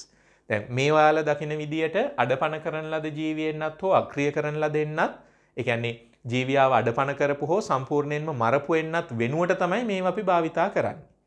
මෙතනදී වෙන්නේ දුවේ පුතේ මේ වෛරසයේ වටේට තියෙනවා ප්‍රෝටීන් ස්පයික්ස්. මේවට අපි S ප්‍රෝටීන්ස් කියලා කියනවා. මේ ප්‍රෝටීන් ස්පයික්ස් හරහා තමයි මේ COVID-19 වෛරසය දාරක සෛල වලට බැඳෙන්නේ. එතකොට මේ S ප්‍රෝටීන ක්‍රියා කරනවා මෙයාලගේ දේහයේ තියෙන ප්‍රතිදේහ ජනක විදියට. අපි මේ අලුත් වැක්සින් ටෙක්නික් එකේදී එහෙමත් නැත්නම් අලුත් ප්‍රතිශක්තිකරණ ක්‍රමේදී එන්නත් හදන ක්‍රමේදී කරන්නේ දාරක සෛලය තුලට අපි එන්නත් කරනවා අර ප්‍රෝටීනය සෑදීම සඳහා අවශ්‍ය වෙන RNA අණුව. එහෙමත් නැත්නම් mRNA අණුව. එතකොට දාරක සෛලය තුල අර ස්පයික් ප්‍රෝටීන්ස් එහෙමත් නැත්නම් අර ප්‍රතිදේහ ජනක ප්‍රෝටීන නිපද වෙනවා. දැනට සාර්ථකම වෙලා තියෙන එන්නත් දෙක මොඩර්නා කියන සමාගමෙන් සහ ඒ වගේම ෆයිසර් කියන සමාගමෙන් දැනට ඉදිරිපත් කරලා තියෙන එන්නත් දෙක තමයි දැනට ක්ලිනිකල් ට්‍රයල්ස් වලදී ගොඩක්ම ඉස්සරහින් ඉන්න එන්නත් දෙක වෙන්නේ. මේ දෙකේදිම සිද්ධ වෙන්නේ අර S ප්‍රෝටීන සෑදීම සඳහා අවශ්‍ය වෙන mRNA අණු හදලා ඒ mRNA අණු දේහය තුලට එන්නතක් මගින් ඇතුල් කරනවා. එහෙම එන්නතක් මගින් ඇතුල් කළාම මොකද වෙන්නේ? ඒ එන්නත් ඇතුල් කිරීමත් එක්ක අපේ දේහයේ අපේ සෛල ඇතුලේ අර ප්‍රතිදේහ ජනකය එහෙමත් නැත්නම් අර ප්‍රෝටීන අණුව නිර්මාණය වෙනවා. එතකොට අපේ දේහය ඇතුළෙම ප්‍රෝටීනය නිර්මාණය කරනවා. ඒ නිර්මාණය වෙන ප්‍රෝටීනයට විරුද්ධව අපේම ප්‍රතිශක්තිකරණ පද්ධතිය ප්‍රතිදේහ හදනවා. ඒ හදපු ප්‍රතිදේහ අපේ ඇඟ ඇතුලේ තියෙන නිසා නැවත වතාවක් ඇත්තම සජීවී ශුද්ධ ජීවියා, ඒ කියන්නේ ඇත්තම වෛරසය දේහයට ආවත් අපිට ලෙඩේ හැදෙන්නේ නැහැ. මම මේ බොහොම ඊටාම සංකීර්ණ ක්‍රියාවලියක් බොහොම සරල කරලා ඔයාලට තේරුම් ගන්න පුළුවන් මට්ටමින් කිව්වේ. අපේ සිලබස් එක ඇතුලේ මේ ගැන කතා කරන්න නැහැ. මේවා විභාගයට එන්නේ නැහැ. මේ විදියට එන්නේ නැහැ. නමුත් ඔයාලට දැනගන්න අවශ්‍ය වෙන එදිනදා ජීවිතයේ යම් කරුණු ටිකක් මම කිව්වේ. ඒතර දැන් මේ වෙනකොට ගොඩක්ම ඔය මොඩර්නා සහ ෆයිසර් කියන සමාගම් දෙකම ගොඩක්ම ඉදිරියෙන් ඉන්නවා මේ වගේ ජෙනටික් එන්නතක් එමත් නැත්නම් මේ ප්‍රවේණික එන්නතක් ජෙනටික් වැක්සීන් එකක් සෑදීම සම්බන්ධයෙන් මේ වෙනකොට ක්ලිනිකල් ට්‍රයල්ස් එමත් නැත්නම් මේක කරනකොට කරන්න ක්‍රමයක් තියෙනවා. මේක ටෙස්ට් කර බලන්න ඕන. මුලින්ම මේවා දෙනවා සතුන්ට, විශේෂයෙන්ම වානරයන්ට සහ මීයන්ට දීලා බලනවා. ඊට පස්සේ වොලන්ටියර්ස්ලාට කැමැත්තෙන් ඉදිරිපත් වෙන මිනිස්සුන්ට දීලා බලනවා. ওই විදියට දහස් ගානකට දීලා බලලා චෙක් කරලා ඒකේ අතුරු ඵලයක් නැත්නම් අතුරු ආබාධ නැති බව හරියටම ෂුවර් කරගෙන තමයි සාමාන්‍ය ජනතාවට ලබා දීම සිද්ධ වෙන්නේ. ඉතින් මේ තියෙන තත්ත්වයක් එක්ක ඊටාම ඉක්මනින්ම අපිට සාර්ථක එන්නතක්, ඒ කියන්නේ 90%කවත් කාර්යක්ෂමතාවයේ තියෙන එන්නතක් ඊටාම ඉක්මනින් දකින්න ලැබේවි කියලා හිතන්න පුළුවන්. නමුත් එන්නත හැදුවට මදි. ඒ එන්නත මේ ලෝකේ ඉන්න බිලියන 7.8ක් වෙච්ච ජනතාවට ලබා දෙන්නත් ඕන. මුළු ජනගහනයටම නැති වුණත් ජනගහනයේ වැඩි කොටසකට හෝ ලබා දුන්නොත් රෝගයේ පැතිරීම අපිට වළක්ව ගන්න පුළුවන්. නමුත් ඒ සඳහා යම් කාලයක් ගත වේවි. ඒ කාලය ගත වෙන තුරු අපිට පරිස්සමෙන් ඉන්නට සිද්ධ වේවි. ඉතින් ඕකයි කතාව. වැඩිදුර විස්තර මේ ගැන වැඩිපුර ඉගෙන ගන්න අවශ්‍ය නම් ඔයාලට YouTube එකේ සර්ච් කරලා ඔය මොඩර්නා සහ ෆයිසර් එන්නත් දෙක ගැන විස්තර හොයාගන්න පුළුවන්. ගොඩක් විස්තර එතන තියෙනවා. නමුත් අපිට විෂයේදී සිලබස් එක ඇතුලේදී ගොඩාක් එහෙම ගැඹුරු ප්‍රශ්න කවදාවත් අහන්නේ නැහැ. ඒක නිසා ඒව ගැන කලබල වෙලා නිකන් අනවශ්‍ය විදියට මහන්සි වෙන්න එපා.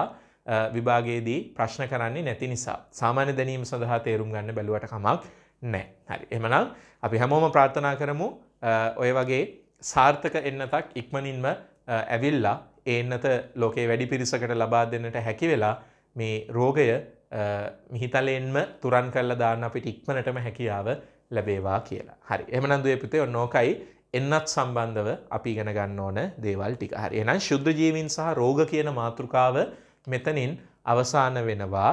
අපි ඊළඟට කතා කරන්නේ ශුද්ධ ජීවීන් සහ කර්මාන්ත කියන මාතෘකාව. නැත්නම් කර්මාන්ත ශුද්ධ ජීව විද්‍යාව ඉන්ඩස්ට්‍රියල් මයික්‍රෝබයොලොජි කියන මාතෘකාව අපි සාකච්ඡා කරන්නේ. ඔයාලා මයික්‍රෝබයොලොජි ගැන නැත්නම් ශුද්ධ ජීවීන් ගැන ඉගෙන ගනිපු දැනුම අපිට කර්මාන්තවලදී යොදා ගන්න පුළුවන් කවර ආකාරයෙන්ද කියන එක අපි එතනදී සාකච්ඡා කරනවා. හරි. එහෙමනම් කර්මාන්ත ශුද්ධ ජීව විද්‍යාව ඉන්ඩස්ට්‍රියල් මයික්‍රෝබයොලොජි වීඩියෝ එකත් එක්ක ඉක්මනින්ම හමු වෙමු. එතකන් දුල පුතාලා හැමෝම පරිස්සමින් ඉන්න, රෝගයෙන් ආරක්ෂා වෙලා ඉන්න, හොඳින් පාඩම් කරන්න, වැඩ ටික කරගන්න. හරි. හැමෝටම සුබ දවසක් වේවා කියලා ප්‍රාර්ථනා කරනවා.